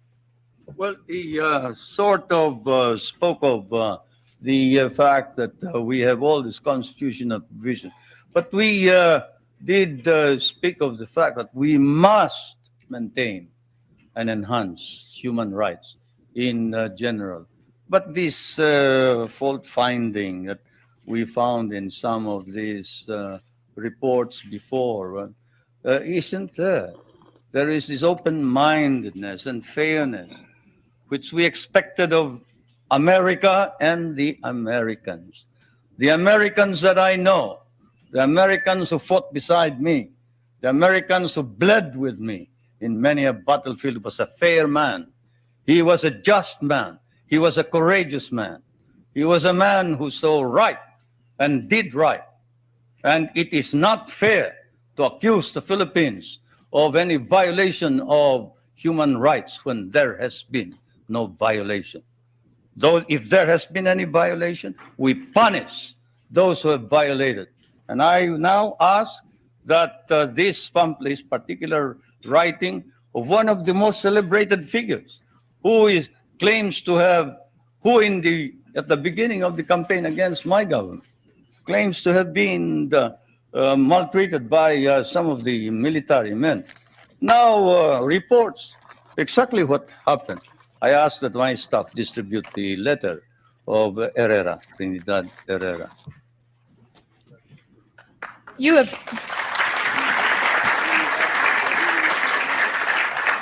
have indicated that the allegations about political repression and human rights are overblown. How then do you explain the findings of the international independent group Amnesty International, which documented... Eto, baka na naman takot na, ha? Nakinig kayo. cases of torture, disappearances, and illegal detention? Well, I'll tell you that the Amnesty International has never come to the Philippines. Oh, totoo yan. Hindi sila nagpunta. So, hearsay, rumors lang ang kinalap ng Amnesty International. Maingay po sila. Pero wala silang aktual na ebidensya kasi hindi sila nagpunta rito sa Pilipinas. That's why all they talk about is something that they obtained hearsay. Let's give one specific example. Ito, magandang example ito. Ito yung sinasite ng Amnesty International. Pagkatapos may lumabas parang balita na nagpapatunay na hindi totoo ang ikinakalat na balita tungkol sa paring ito. Father Abedisio, a famous case. Father Abedisio is supposed to have disappeared. He is a member of the clergy in the Philippines. He's a Filipino. He disappeared and we couldn't locate him. Not even my best intelligence officers could locate him. And what did we discover after 6 months? We discovered he had run away with somebody who claimed to be a nun, and he was in Germany. How Ang galing, ano? Butata sila. Remember, he was speaking before a hostile press. So far, wala kang maririnig na boo. Anti-Marcos yung press na yun eh. Because of his he was still president when that happened, martial law. Anti po yan. So lahat ng question na binabato sa kanya ay mahihirap. Pero sinatagot niya with wit and humor. do you like that? And we got blamed for it. We got blamed for it. That's it. That's how the Amnesty International has. All they talk about is something that they obtained hearsay. Yeah. Let's give one specific example. Father Abedisio, a famous case. Father Abedisio is supposed to have disappeared. He is a member of the clergy in the Philippines. He's a Filipino. He disappeared and we couldn't locate him. Not even my best intelligence officers could locate him. And what did we discover after 6 months? We discovered he had run away with somebody who claimed to be a nun, and he was in Germany. How do you like that? And we got blamed for it. We got blamed for it. That's it. That's how the Amnesty International has been reporting all this thing. This questioner says, I have been in Manila and talked with both Filipino and U.S. businessmen. They say the Philippines are the most corrupt nation in the Association of Southeast Asian Nations, and that your wife's nickname is Miss 10%. Will you comment? They must mistake us for another nation. He must have been living in the bar. Yeah. Usually, ang talk na yan about the corruption happens sa mga foreigners. Tanda na natin, mahilig uminom yan. Doon sa mga bar, siyempre yun ang pinag-uusapan. And in fact, they are free to talk about it. Hindi sila yun huli. Alam mo naman, pag nakausap nila, yung mga puro dilaw, puro paninira ang gagawin nila sa kanya, sa mga Marcos. It is but natural. Lalo na yung mga press ay nagpapakalat ng kasinungalingan, ng misinformation. Wala pang sukmin doon eh. So lahat ng impormasyon na nakakalap ng mga foreigners are coming from the Dilawan press. That is the answer. Because I can tell you, there is this man, Justice Pamaran, whom I just introduced to you. He is the ombudsman. You who know what an ombudsman is, knows exactly what he can do. He doesn't wait for evidence, any rumor whatsoever, and he investigates it. You talk about my wife. Not that I would like to defend her. She can defend herself any time. She's quite capable. But perhaps that statement was said of another first lady, not my wife. Certainly not my wife. Perhaps I can tell you that the property of the Marcoses has been brought into a blind trust. And not a 2020 blind trust either. It's a real blind trust. And we don't know exactly how that blind trust operates the property. Ang brand trust po, basta nilagay nila yung pera nila doon, mayroong manager po na nagmamanage. Wala silang pakialam. Yung mga beneficiaries, wala silang pakialam. Yung mga managers of that blind trust, ang siyang namamahala po ng transaction ng kanilang properties. Kung lalaki man yun, thanks to the manager. Hindi thanks to President Marcos and family. Pero they retain a certain amount of wealth to tide them over. So in effect, ang kayamanan ng mga Marcos ay napunta sa foundation nila. Naintindihan nyo? Walang kumontra diyan noon. Kasi ito naman eh. Nasa blind trust po. Alam nyo po ba yan? Yung mga nag-aakusa ng hidden wealth. Alam nyo po ba yan?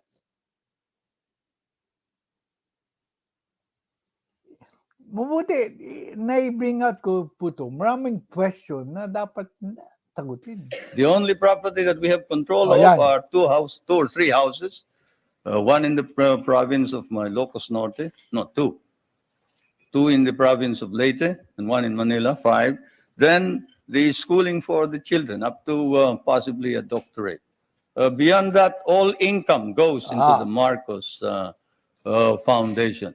Which Di ba sina-explain ko na sa inyo? All income. Kaya lumaki ng lumaki kasi they do not withdraw their income. Nagkakaroon ba na sa investment po ng rollover effect?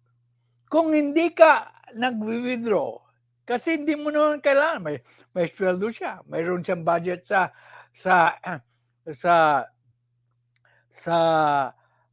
gobyerno sa kanyang pagiging presidente. Eh di yung kayamanan niyang nasa blind trust, di mag-roll over niya ng katakot-takot ng several times.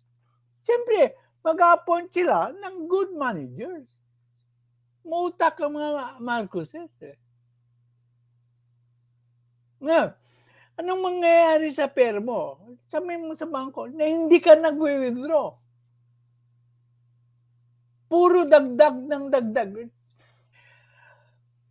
Alam niyo po ba, mga kapatid, kung ano ang compound interest theory?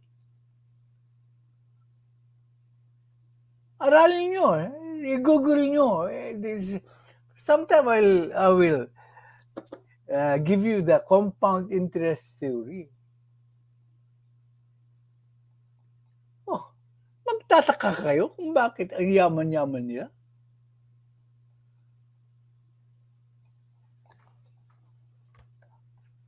Okay. which is the foundation that embraces all property. Yan. Do you think that if there was any corruption by the Marcos family, that we can maintain the present prestige and leadership of the Marcoses in the Philippines? What do you think the Filipinos are? They are a very literate people. Literacy in the Philippines has increased up to 90% nationwide, and in Manila it is 100% literacy. And if there was any indication whatsoever of any of these corruption that you talk about, and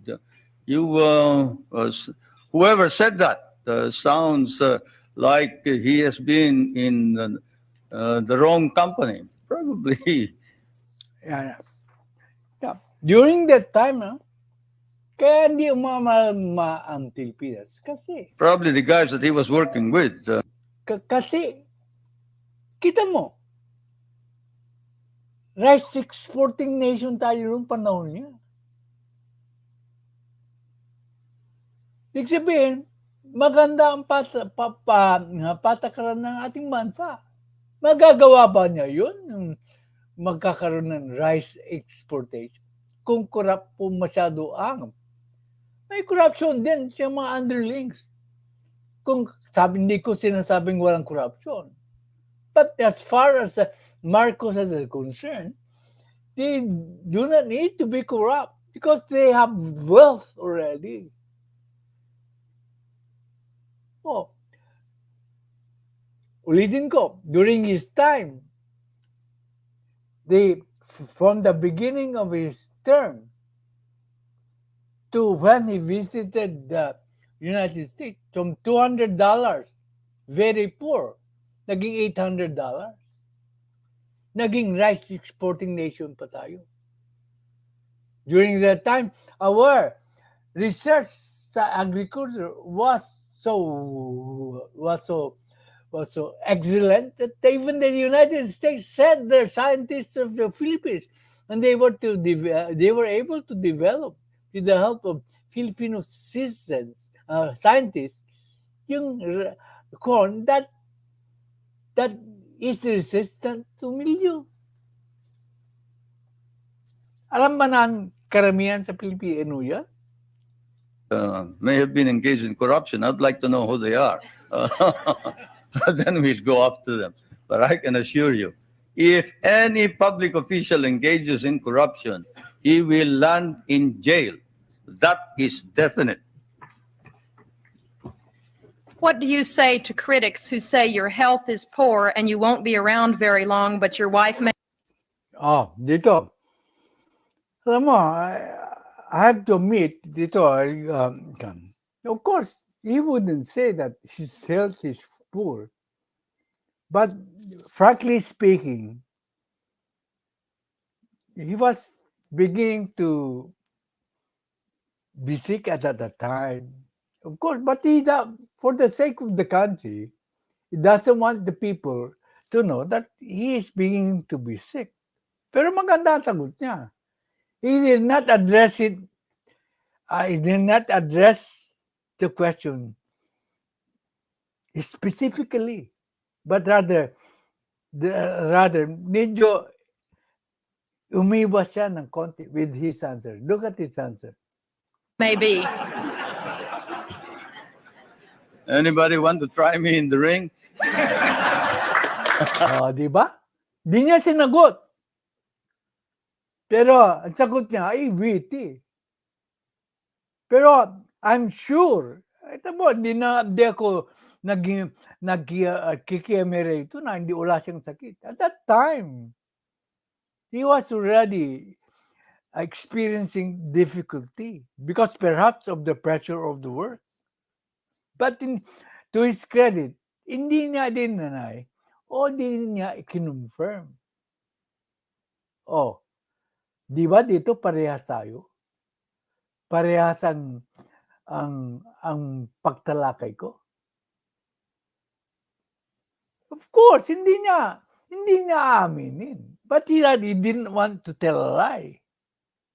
Kaya, ang sagot niya, anyone want to try me in the ring?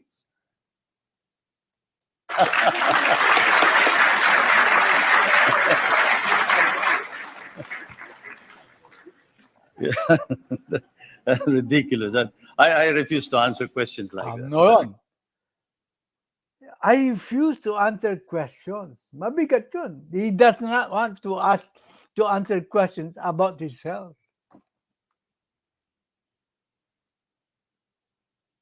Mag-isip tayo. At sabi ko nga, based on my political analysis, seldom po akong sumublay o bihira. Nagkaka-problema na siya.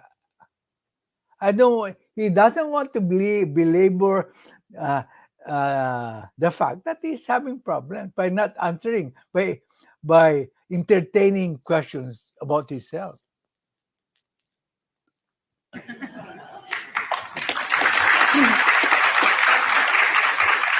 Two related questions. You are indeed a family man. Your wife, your daughter, your brothers are all government officials. Do you think the next president of your country will be a Marcos, and would you like for your wife to succeed you as president?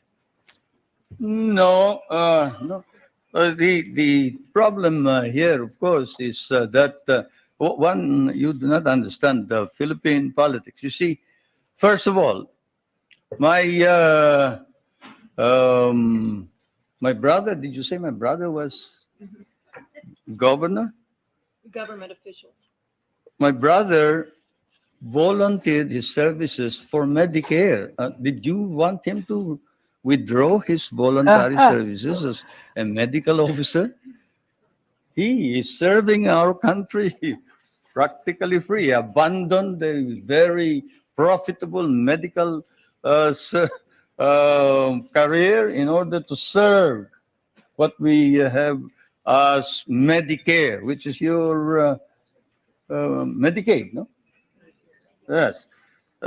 He is not a government official by any means. This is a voluntary organization. My wife was elected. He was elected because the candidates wanted to include him, to include her. They wanted somebody to carry them.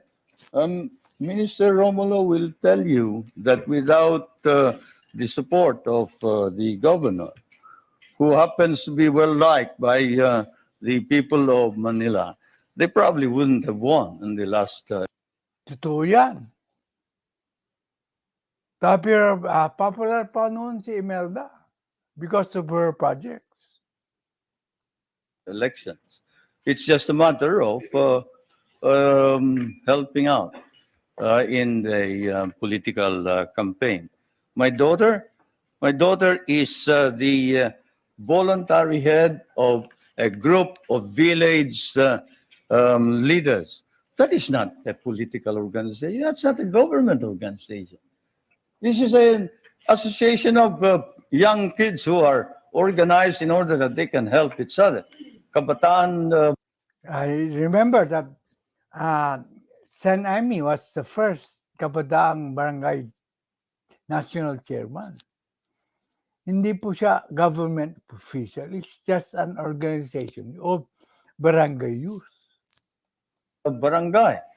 And I am surprised that you hold it against these young kids, that they get together so they can play football, they can encourage sports, they can encourage people, the young kids from going into drugs. Don't you think that you should also organize something here in the United States and get somebody to stop the young kids from going into drugs and instead go into sports? Well, that's what they're doing. Now, with respect to the other officials, the question, of course, doesn't specify. Let me put it this way. As I told you, our government is a caucus government, consensus. When the consensus of the party demanded that I appoint the First Lady as a member of the Executive Committee, I had an agreement with them, and that is that she would not become President or Prime Minister. At the beginning, even Prime Minister Cesar Berata was for the First Lady becoming Prime Minister. But the First Lady and I stood our ground. And Kita niyo yan? Even Prime Minister Cesar Berata wanted the First Lady to become the Prime Minister. Pero, siyempre, mautak si Apo Lakay. Kung ginawa niya yun, hindi, malilintikan siya sa mga tao. Pero lahat sila, pati si Prime Minister Berata, nyo ang kakayahan ni First Lady. O baka sumisip-sip din. I don't know. But then, they resisted the temptation for her to be appointed the Prime Minister. we nominated the Prime Minister Virata instead. Now, is that the action of anybody who is preparing to take over as a dynasty? Now, my other daughter, well, she is in the Pennsylvania. She's studying voice culture, and she's in anthropology. I don't see what connection that has with politics. Mr. President, your opponents say this trip is costing between $5 million and $20 million. What is the budget for your trip? It's ridiculous. My cabinet is spending only a very minuscule part of that. If there are any people who have joined this group, they are on their own. I'm sorry to say, they're on their own. Do you believe the United States now has a consistent, understandable policy toward the Philippines and East Asia? Shouldn't you ask that of the United States leaders, not me? Ay, nako. But as far as I'm concerned, yes, insofar as we can understand.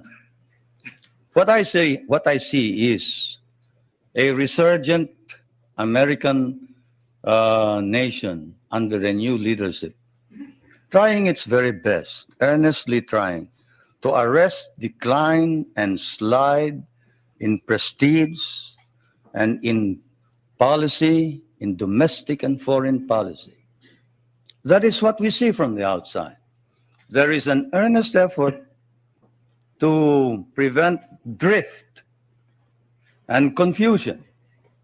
Now, we would like to encourage that because among the small nations, there's no possibility of any progress so long as there is instability throughout the world.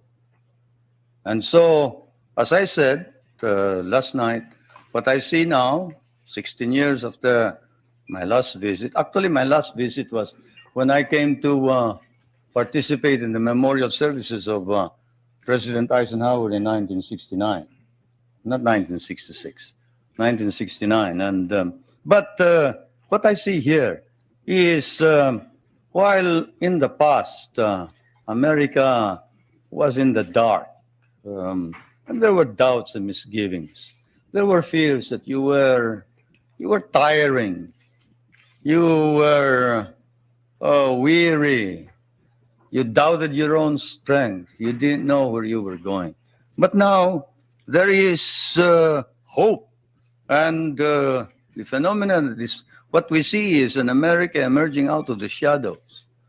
It's still partly in the shadows, but it's trying to emerge.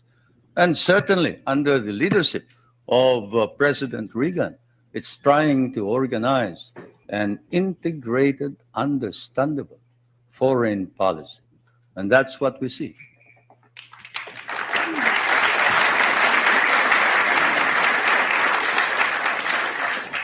There is widespread malnutrition in the Philippines, and only 1/3 of your labor force has regular employment.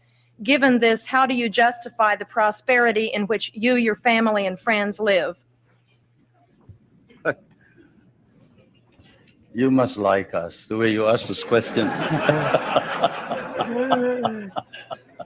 Kita nyo, hostile ang press. Kung ibang presidente yun, di makakasagot. Pero, tingnan nyo kung paano sumagot ang ating Apo Lakay. Anyway, I don't know where you get your figures, but the unemployment Ibinalik niya ang tanong sa Amerikano. At that time, ang employment rate ng unemployment rate ng Amerikano is over 6%, bordering to 8%. Tingnan nyo ang sagot niya. unemployment figure in the Philippines is 4%. Yan po. I don't know what's yours. Kita nyo? Balik sa mga Amerikano? Ganong kahusay ang ating Presidente Apo Lakay? I do know what's yours, but have you heard of the KKK? Not the Ku Klux Klan, but we have a program which harnesses the energies of those who are half employed, like those who are in the farms. You see, those who wait for the coconuts to fall or who plant rice are partly employed. And so we allow them to engage in what we call small, medium-scale industries, contract work. Where, in what country do you see, say, a boot block? A boot block. Go to a rural bank and say, look, I used to borrow money from this usurious lender here. I borrow 5 pesos in the morning. I have to pay him 6 pesos in the afternoon. Can't you lend me 50 pesos now and I will repay you later on? I have no collateral. I am unknown. I live in the streets. And in what country will you see the rural bank lend this boot block money after looking at his shoe shine stand and gathering all the other shoe shine boys and putting them to work and getting them to repay this indebtedness, not in a week, but perhaps even in a day? Or fishermen who live a hand-to-mouth existence. Even here, in your prosperous United States, can a poor fisherman go to a bank and borrow money on his name, on his signature? He cannot. But here in the Philippines, he can. A poor fisherman can go to the bank and say, look, I live in so-and-so, and the chairman of my village can certify that I am a poor fisherman. And I would like to organize a group. Can you lend us 5,000 so I can buy a motor? I can buy a net. I can buy a small boat. And we can improve our earnings. And under our laws, we have set aside funds which then are lent out. And we have been able to lend out about 1,200,000,000 pesos under this scheme, and they have been repaid. They have been repaid, and that's the worst part about it, isn't it? Many people don't believe it, but they have been repaid. And so we have a situation where the work ethic has been encouraged. We tell everybody, you don't plant rice, you don't eat rice. You don't work, you don't get anything. But you work. We'll give you the wherewithal. We'll give you the funds. We'll teach you how to work if necessary. Diba? Maganda yan. Yung sinabi niya. Totoo yan. Lahat ng sinasabi niya dito ay totoo. And we will see to it that we will sell your products. That's what's happening in the countryside. Not all this talk about corruption and this ridiculous statements about people in government enriching themselves. When you have activists like Luis Tarok and Jerry Montemayor and Nilo Tayag and these men who were ready to kill the president, but who now says that the reforms that are being instituted are for the good and welfare of the country, you don't engage in any of this foolishness that you talk about. No, everybody is sincere and earnest about making our democracy work. And I can tell you that whoever has told you about these unwholesome observations about the Philippines, better come back to the Philippines. I'll pay for your trip so you can see what's actually happening. Palakpakan. He challenged them. He paid for their fate.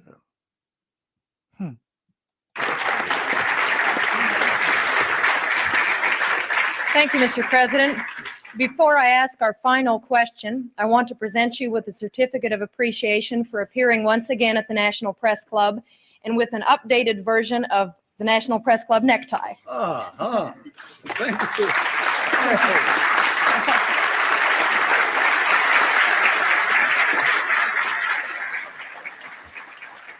And now our last question. Is it really true, as your biography states, that you were born in a thunderstorm? How should I know? But my mother says so, yes. My mother says so, and I guess If you can't believe your mother, whom will you believe? Huh? Thank you very much. Hello everyone, welcome to my Munting channel. That's it.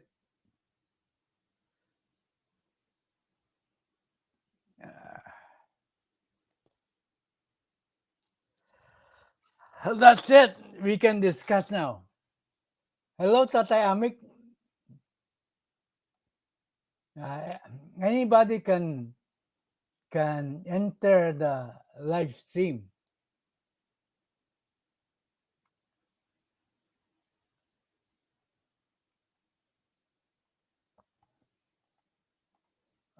So, sandali lang po. It's clearing kaya I will...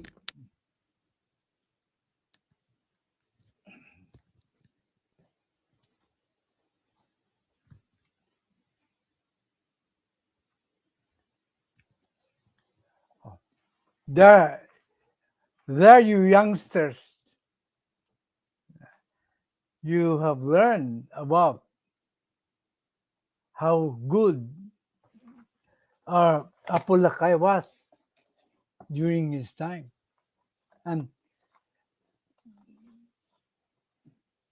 he answered most of the questions. Now, are you surprised why we became so loyal to him? Yan, yung speech niya against was in front of a hostile American press who at that time were so against him. Pero he answered the questions candidly. He answered the questions so candidly. And he never dodged any question. But one thing is clear. PBBM, namana niya kay Apo Lakay ang pag-unawa po. Hindi siya ura-uradang gumagawa ng desisyon. I have to... Teki na si tatay, di ba? Yung konti. Mayroon ng earphone. Pwede nang maka-upload ng video.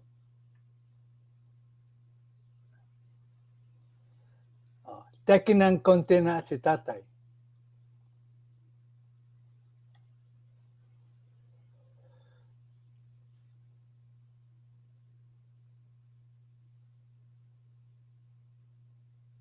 Okay.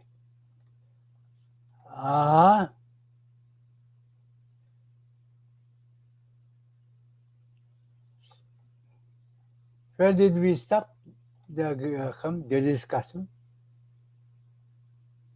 Okay.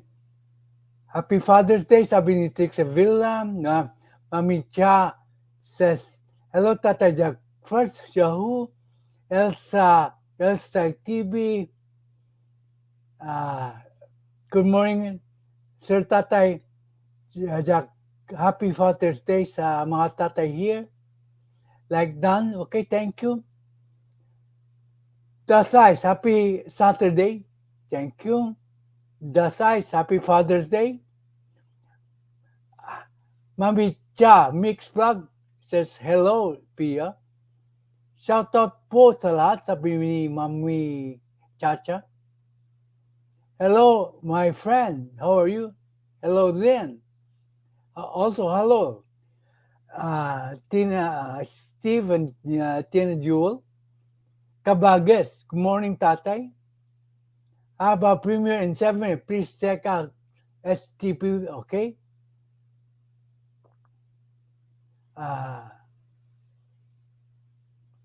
Happy Father's Day, sabi ni sa lahat, sabi ni Kabagis.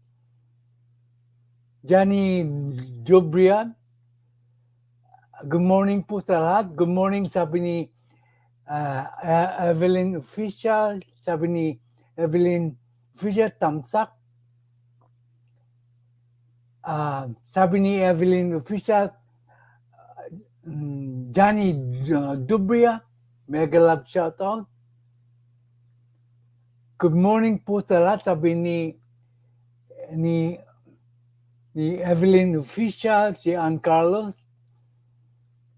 Thumbs like po, Tatay Jack Ferd, mega love shout po. I'm just reading your greetings to each other. Happy Father's Day. Pia Di Gospel, mega love shout, Tatay Jack First Vlogs, hello po. Happy Father's Day, sabi po ni Ann Carlos. Thank you.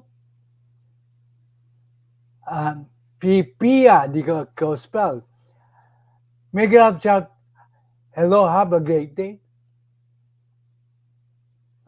Tatay Jack first, thank you for the support kanina. Of course, sarami. Basta nag-vlog ka, susuportahan kita. Good night po. Nag-replay, okay lang. Always.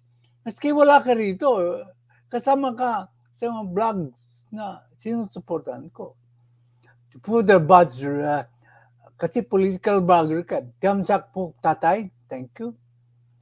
Sending full support. Happy Father's Day to all fathers. No wonder, this is Father's Day.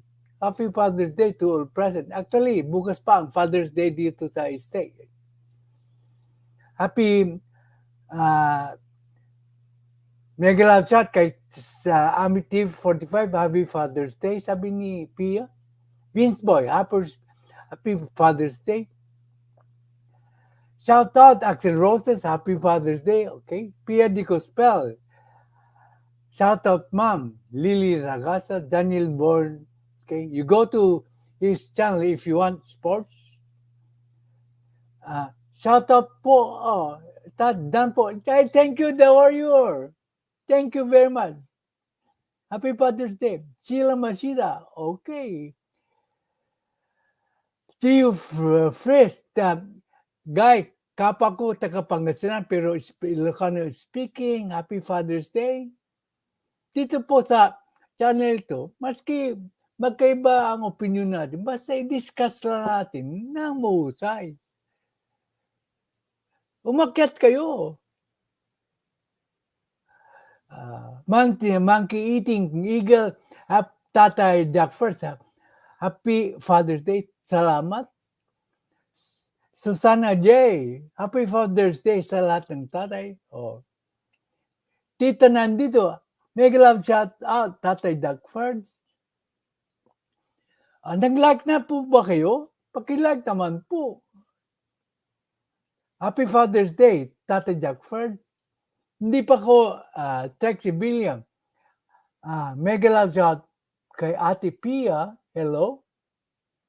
Texie William.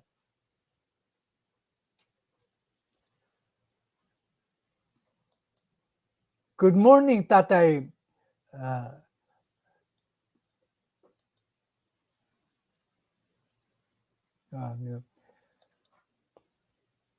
First, happy Father's Day, Tita nandito, sabi niya.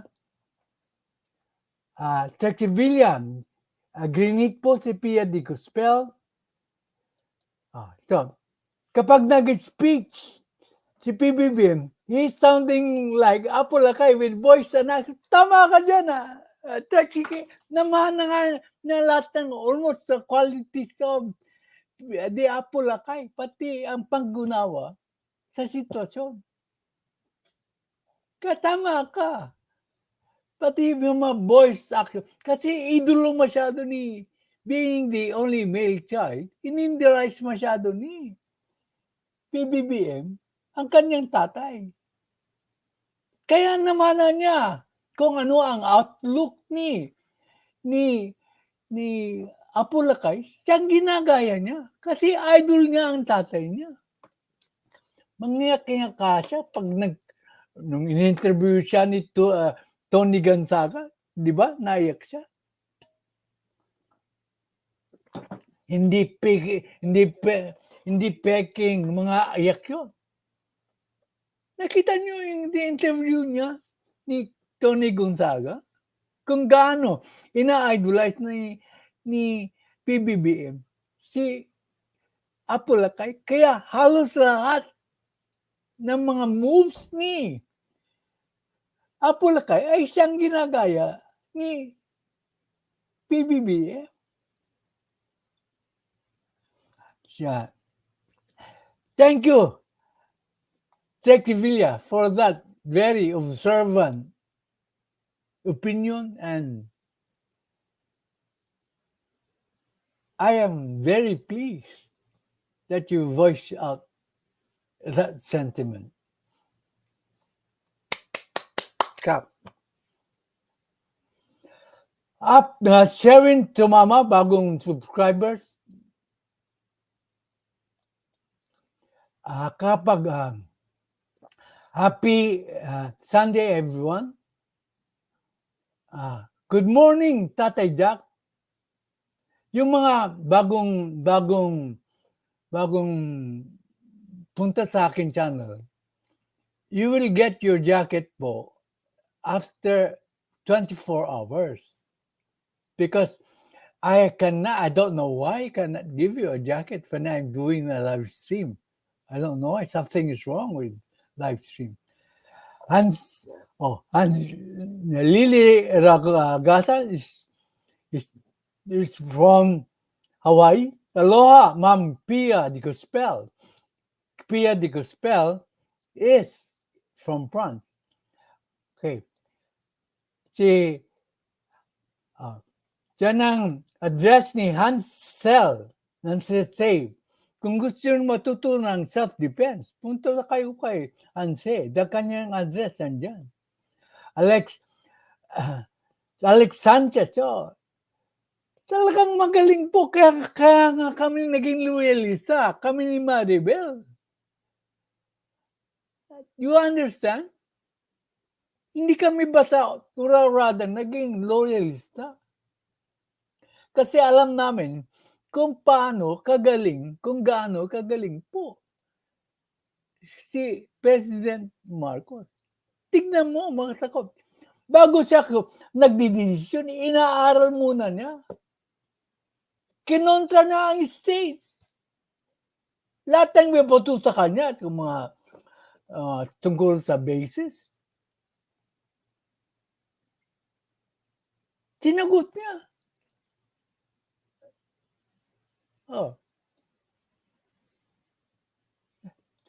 Partly sinagot niya yung mga tanong ni Chokis.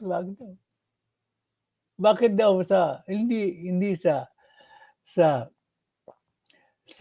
Japan at saka sa Korea? Mayaman na yun. Napagbigyan na sila noon. Hindi natatanggap ng ganun. Kung maski supportan ng US yung gun, hindi nila papansinin yung dollar. Kasi mayaman na po sila. Nakikita niyo ang defense?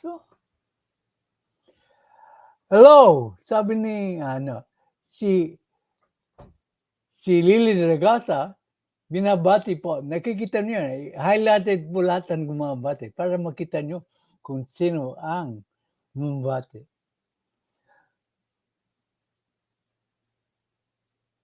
Hello, Ma'am Trixie Villa. A special mention po si Ma'am Kimber. Ang galing mo, Ma'am Trixie. Kanina. Ang galing. Salamat. Ipanarinig mo na ulit sa akin ang boss mong maganda. Ate Carmen. Magkasalungat man ng ating mga opinion sa ibang bagay, pero hindi magkaibigan tayo as long as nagpapalitan tayo ng kuro-kuro. Okay. Hindi ko naman pinagagalitan yung mga kumukontra sa akin sa opinion. Nire-respect ko po ang mga opinion niya. Di ba? Iniimbita nga ako silang Makati. Background lang po ako, okay lang. Mama ng Kimberly, basta nandyan ang presence mo. Okay. Sabi ni Alex, unang sabi niyo, kaya magandang may picture ka dyan kasi akala ng lahat, siguro lalaki ka.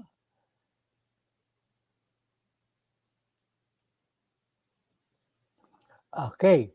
Si Boss Mike. Thank you, Boss Mike. Nandito ka pa. Mabuti at namana ang kanyang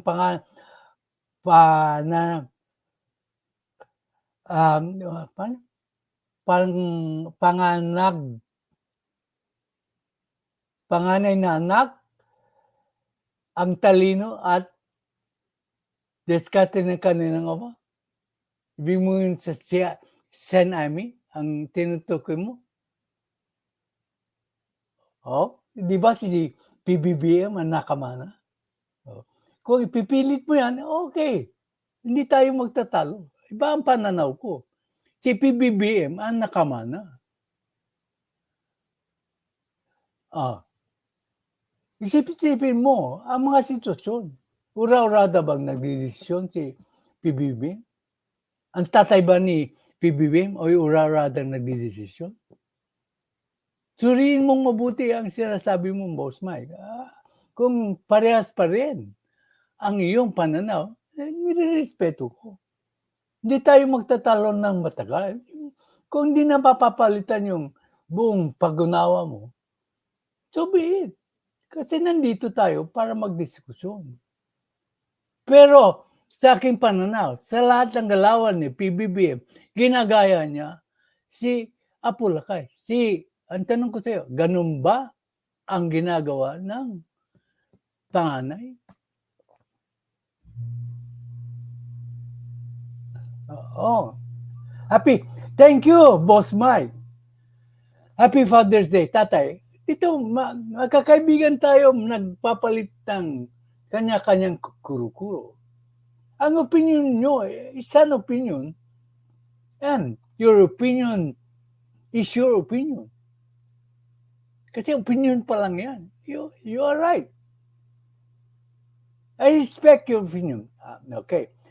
Happy Father's Day, Jack and all fathers. Thank you very much. Okay, ito, magkomentaryo. Tularan nyo si Ma'am Maribel. After 6 days, if they are not given their visas, what happens then? The ambassadors, they will they will get them, put them in a third country. That's a cut. There's a cut. Yeah. You say that is going to be, I hope that is going to be the agreement.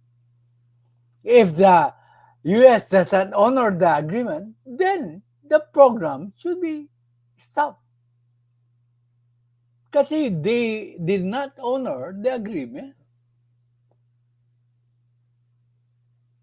If within 60 days, they will not still remain here. Ma'am Maribel, I agree with you. The program should stop because the US did not fulfill the agreement. Besides, I would like to reiterate the fact that the US is not demanding. Hindi po tayo inuutusan na kunin yung mga Afghans. That is supposed to be very clear. If you understand yung concept note, hindi po tayo pinipilit na tanggapin. Pwede tayong umayaw.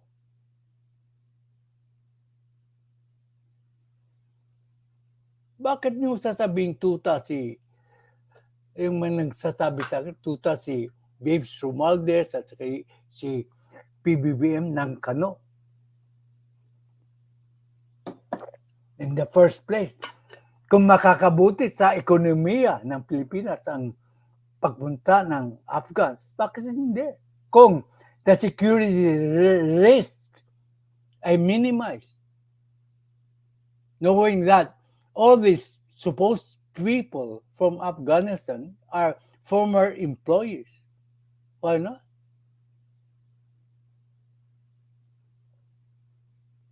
But my opinion is this. Pag they do not fulfill the 60-day stay, I am also against our taking in the Afghan nationals. Because, precisely because there is an agreement that 60 days lang. If they violate it, then my opinion changes. It should be a no. We should not accept them. Because we cannot afford to sustain them for longer 60 days because there is a budget for each Afghan, for each person to last 60 days. And all costs will be shouldered by the US. All costs, including lodging.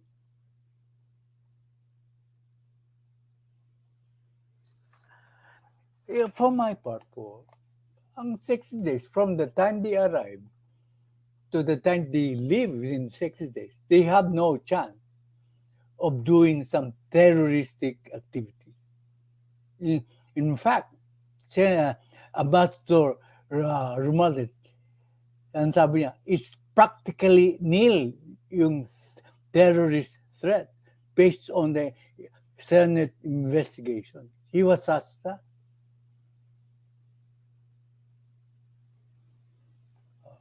Again, let's go back to the original premise. What would President Bongbong Marcos do? He got concessions from the US president. And when it was the turn of the US president to ask a favor sa ating presidente, he will just say no. Kung kayo ang nasa shoes ng presidente, what will you do? That is my first question that you should be able to answer. Nagpunta ka doon. At humingi ka ng, whether we like it or not, it's true. Humingi tayo ng tulong sa states. Kasi may problema tayo sa West Philippine Sea. Hindi sa EDCA, kasi EDCA, tapos na yun eh. Aprobado na ni PBBM. So, the EDCA has no effect on the negotiation.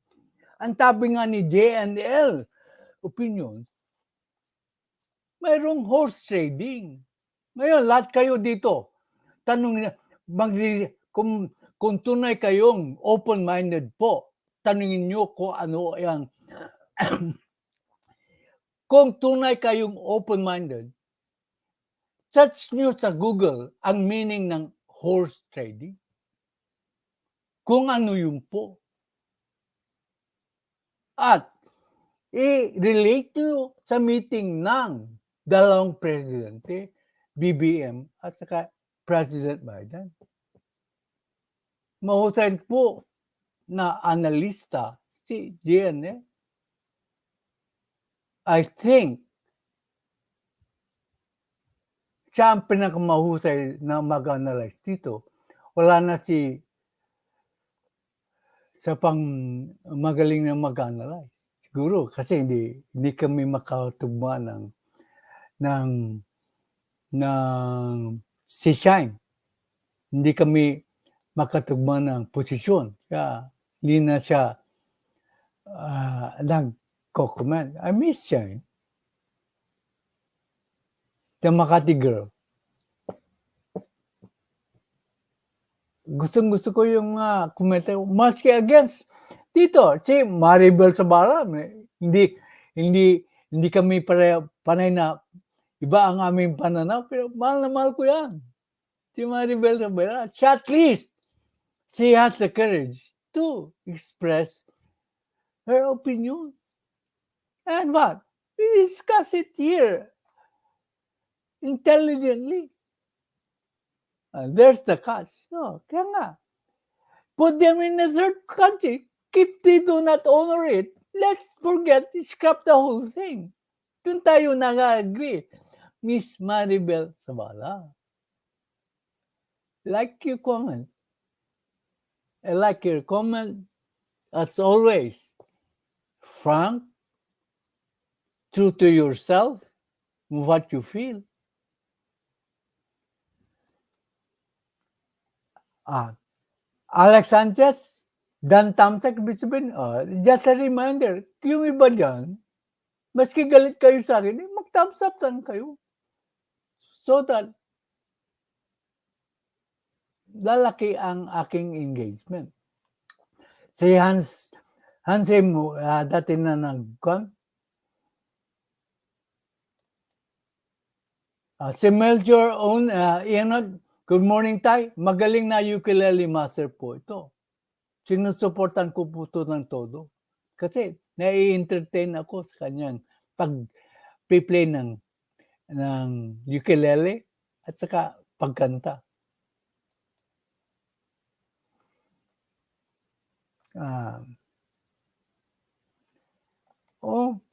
Sorry, okay lang po. You have to go for now. Bye. Thank you. Thank you po, Maribel Sabala. Always an honor to have you here visiting my program.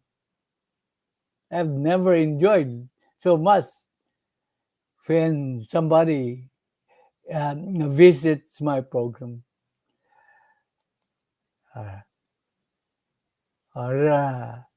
Of this, pasensya na kayo kung hindi ko babasahin yun. Only those na greeting other persons po. Sabi ni Jody Basco, hello po Tatay Jack, first vlogs. Hello din, Judy Basco. Oh, there you are, beautiful lady.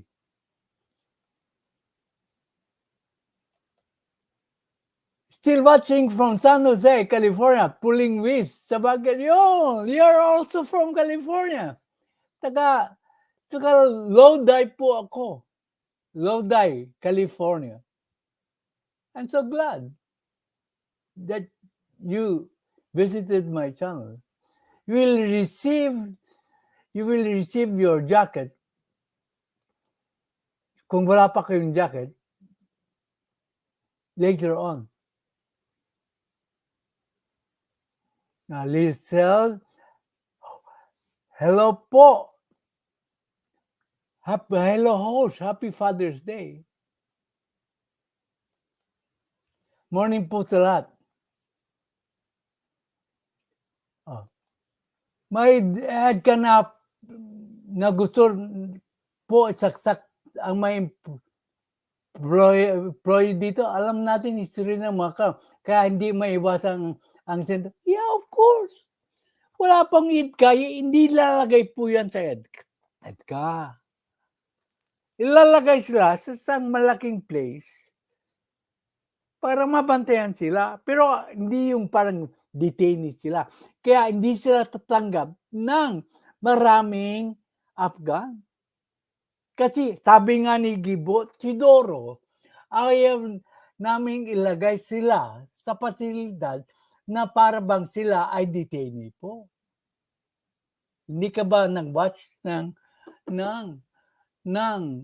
Senate hearings? Kung nagbantang talagang sinuri mo yung sinasabi ni Gibo, hindi po nila ilalagay na sila ay tambak sa isang facility na magmumukha silang prisoners.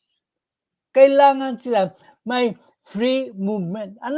What does that entail? Na hindi masyadong marami ang ilalagay sa compound na yun. Nakuha mo ba ang sinasabi ni Gibo? Because it will look bad for the Philippines to do it that way.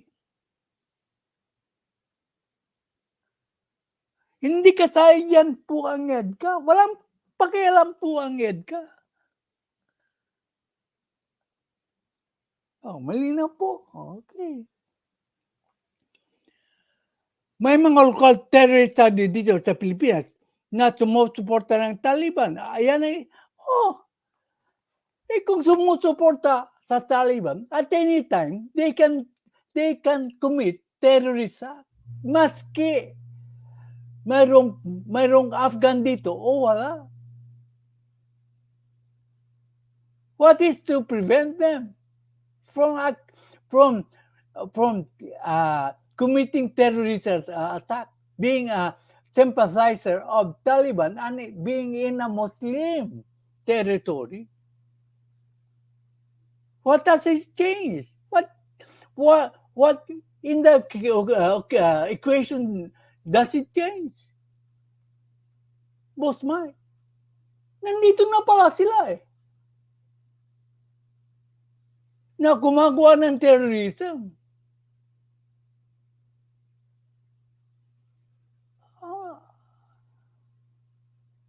Naku, ewan ko ba sa inyo? You always listen to other bloggers. I have to point out, bakit hindi ka umakyat dito para mag-diskusyon tayo mabuti? It's so hard.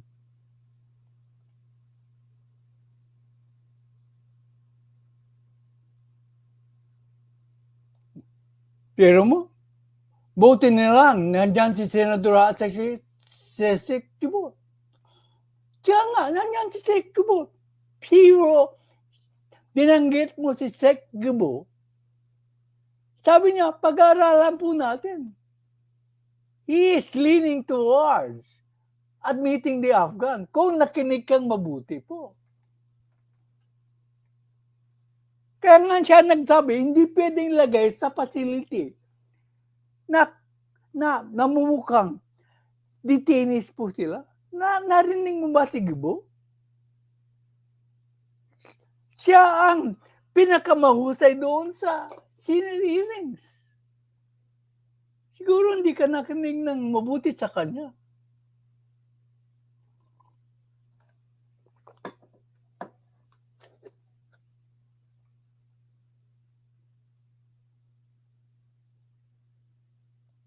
Kaya, saka hindi naman, si Presidente, bakit pinapalabas na ni Romualdez na nag-uusap? Tama ka dyan. Wala akong sinasabing nag-uusap. Sinabi ba ni Babes Romualdez na nag-uusap siya? Talagay mo ma, Boss Mike. Gagawa ng hakbang si Babes Romualdez, walang permiso si PBBM. Suriin mo ang mabuti ang sinasabi mo. Gagawa ba ng hakbang si Babes Romualdez in contradiction of what PBBM wants? Hindi siya mahusay na ambassador. If that is the case, i-fire si Babes Romualdez. How do I know? Parehong sila ni Foreign Secretary Manalo. Pati si Foreign Secretary, i-fire na rin. I-fire na rin si Foreign Secretary Manuel ba? Whoever is the Foreign Secretary, ay matanda na po ang tatay. I-fire na. Fire ang dalawa. Kasi gumagawa sila ng akban na pampagulo sa gobyerno. Palagay mo kaya? Hindi mo na nagpaalam kay PBBM? Ganun ba sila kabastos kay PBBM? Ngasip tayo. At sa ating mga nag-review rito, yan, lahat, Boss Mike, ini-entertain ko lahat ng questions mo. Hindi ako nag-umiiwas. Thank you po sa jacket. Advance happy. Na-receive mo na ba? Okay.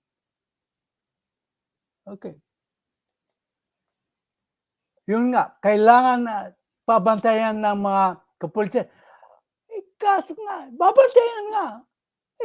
Stressful din naman ng Amerika ang nagbabantay. Kung kailangan, di ko muna mas maraming pulis. Dagdag empleyado yan. Di ba? Mayroon namang special forces. Dagdagan. Di ba? Dagdag empleyo. So whatever is the cost of guarding the Afghans will be shouldered by the Americans.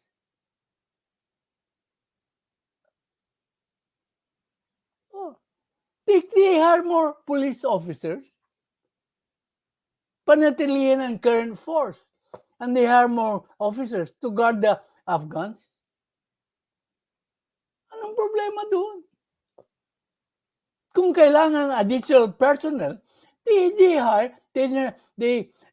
US should hire the additional personnel and they should shoulder the cost. Yun ang sinasabi? Oh, kung pananatilihin ang dating force for our bansa. Ngayon, kung mag-hire sila ng additional force to additional personnel to bolster the security of the nation concerning the Afghans. Hindi ba? Dating force hindi nagalaw. May additional force na hinire ng Pilipinas, but they will be shouldered by the Americans. The cost will be shouldered by the Americans. Diba? Tagdag dati, ito, nadagdagan ng pwersa, magkakaroon pa ng trabaho.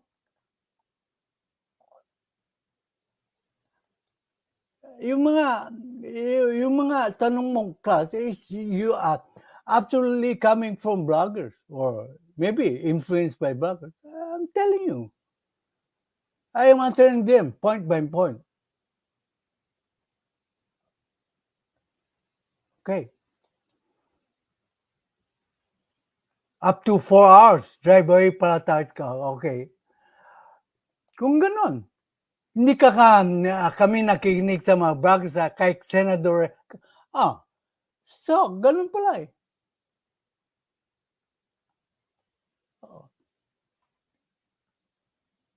So, it's good to know. But here, hindi ka nakikinig kay PBBM.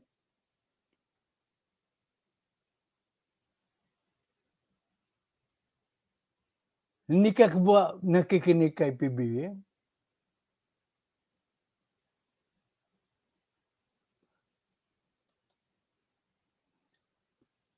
Ang tanong dito, kanino ba dapat ang interest ni Romualdez? Ang ibig mo sabihin ay Babes Romualdez?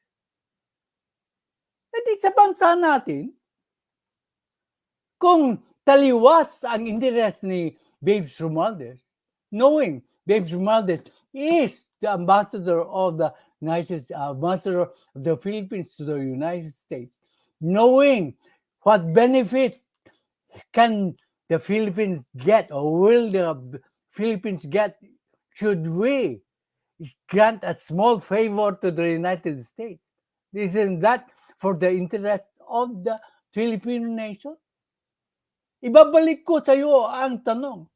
Noong nag-usap po ang presidente natin at saka si President Biden, nakuha lahat ng gusto niya sa Presidente Marcos. Ganyan, ikaw maupo. Halimbawa, ikaw si BBM. Nakuha mo na lahat ng gusto mo. At sasabihin sa iyo ng Presidente, yan, binigyan na kayo ng aid, ng military support, and promise na we will support you in the West Philippine Sea. Katapos, sasabihin siya, could you do us a favor? Could you help in processing the Afghan nationals? Knowing that you are our longest ally in the Far East? Anong gagawin mo kung presidente ka, Boss Mark? Sagutin mo ako sa tanong. Anong gagawin mo? Nakuha mo lahat ang gusto mo doon sa presidente. Katapos nag-i-ask ka ng favor.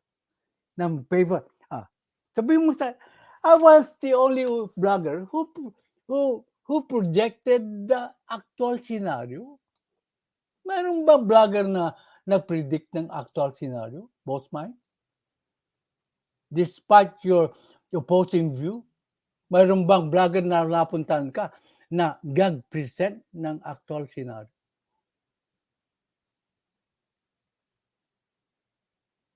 Oh, sabi mo, the ambassador's job is to be the advocate of the Philippines to the United States, to ask a question and to push the interest advantage.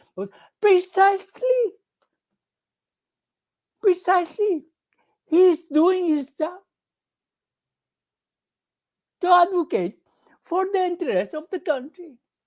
Because this is what is going to happen. If for a small favor, the country does not grant the United States that favor, what will happen when we need a big favor of the United States? You are arguing against yourself. Okay, that's correct. The ambassador's job is to advocate the Philippines to the United States. Isn't that what he is doing? Boss Mike? Not the other way around. Is he doing that other way around? Just because he is proposing that we study the concept note? You are making a judgment immediately?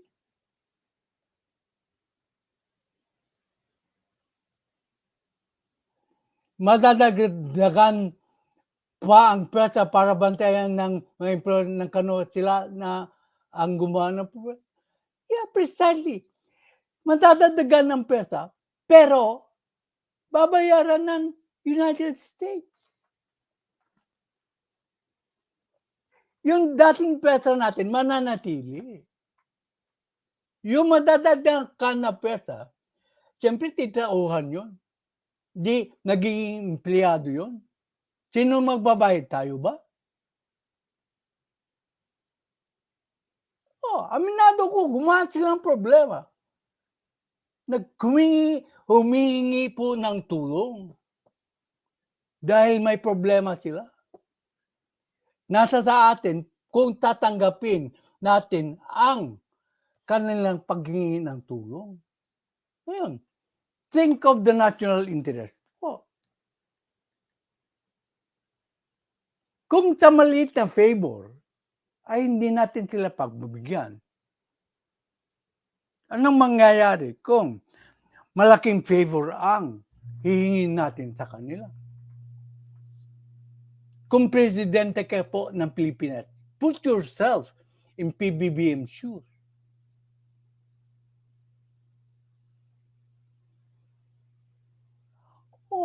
Bakit kailangan makinig kay presidente? Wala pa naman siya sinasabi sa issue. Bakit ka? Ang ginagawa ng presidente, inaaral bago siya mag-issue ng statement. Hindi siya katulad ng iba dyan na kontra agad. Katulad po ng Apo Lakay, ang ating presidente, hindi siya basta-basta maggagawa ng desisyon. Ikaw na rin nagsabi. Wala pa siyang sinasabi. Kasi inaaral niya ang sitwasyon. Hindi siya kontra kaagad o hindi siya pabor kaagad. Bakit? Inunahan niyo na siya.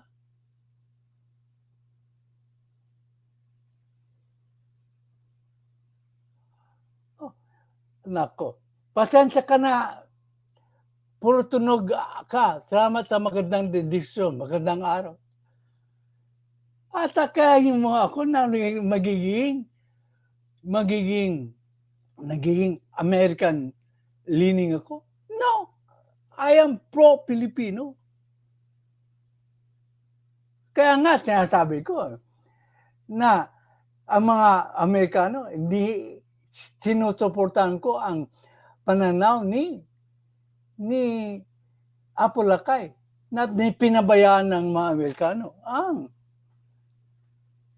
mga dating sundalo ng Pilipinas na nag silbi sa I'm so disappointed, Boss Mike. If I present a contrary opinion, you call me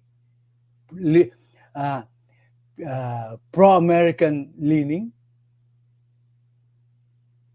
Is that how short-minded you are? Kaya, mga viewers, have I not been courageous enough to voice out my opinion and to attack me as leaning pro-American?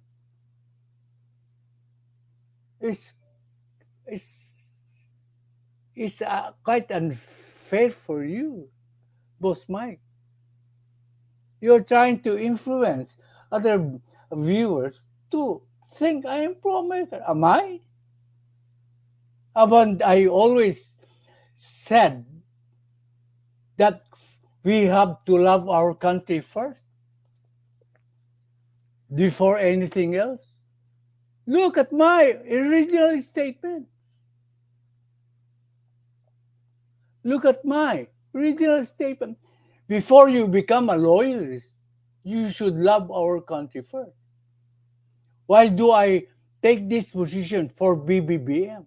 Because I know that if you do not, you want a bigger favor from the United States, which will benefit our country, you have to grant them also a small favor.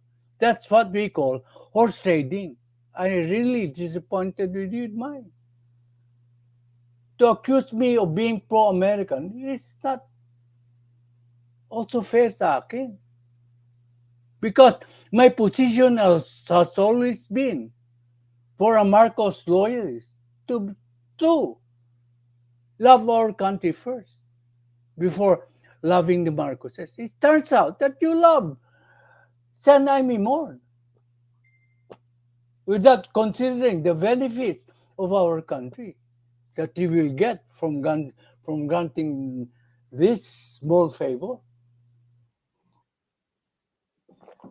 Well, if that is your position, I admit it. But please do not accuse me of being pro-America, because my position has always been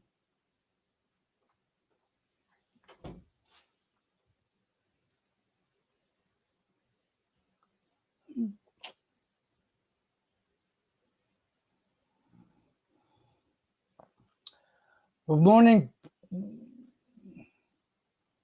Good morning to you, Tatay, at sa lahat. Okay.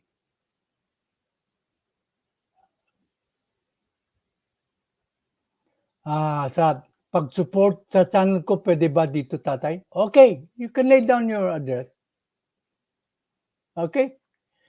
Mina de Guzman is a good political analyst also. So, pa-support si Mina de Guzman sa channel niya. Okay. I hope, finally, I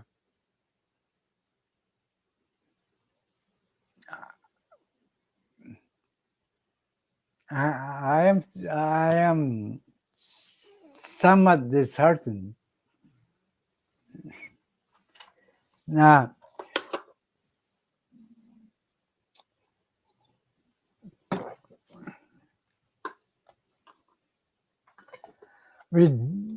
with Boss Mike's comment. But I still respect your viewpoint. If that is what you think, okay. And I still respect your comments. But I answered your comments point by point. I did not. Of course, your content is not politics. Now, You are free to promote your channels here. Yeah, I do not um, I do not prevent you from from posting your address. Everybody has to earn a living. And if you want to help me now, which I think is a good analyst. Okay. Everybody is welcome to drop their address. Just as long as you are respectful. Okay.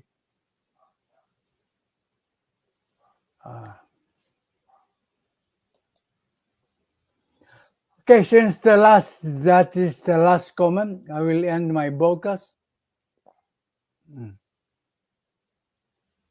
So, thank you very much. Thank you, Boss Mike, for a healthy discussion. And thank you, Trexivilla, for a good observation. Thank you, Maribel Sabala. Thank you, Lily Ragasa. Thank you sa lahat ng nag-visit sa aking channel. Thank you po sa lahat. God bless you all and have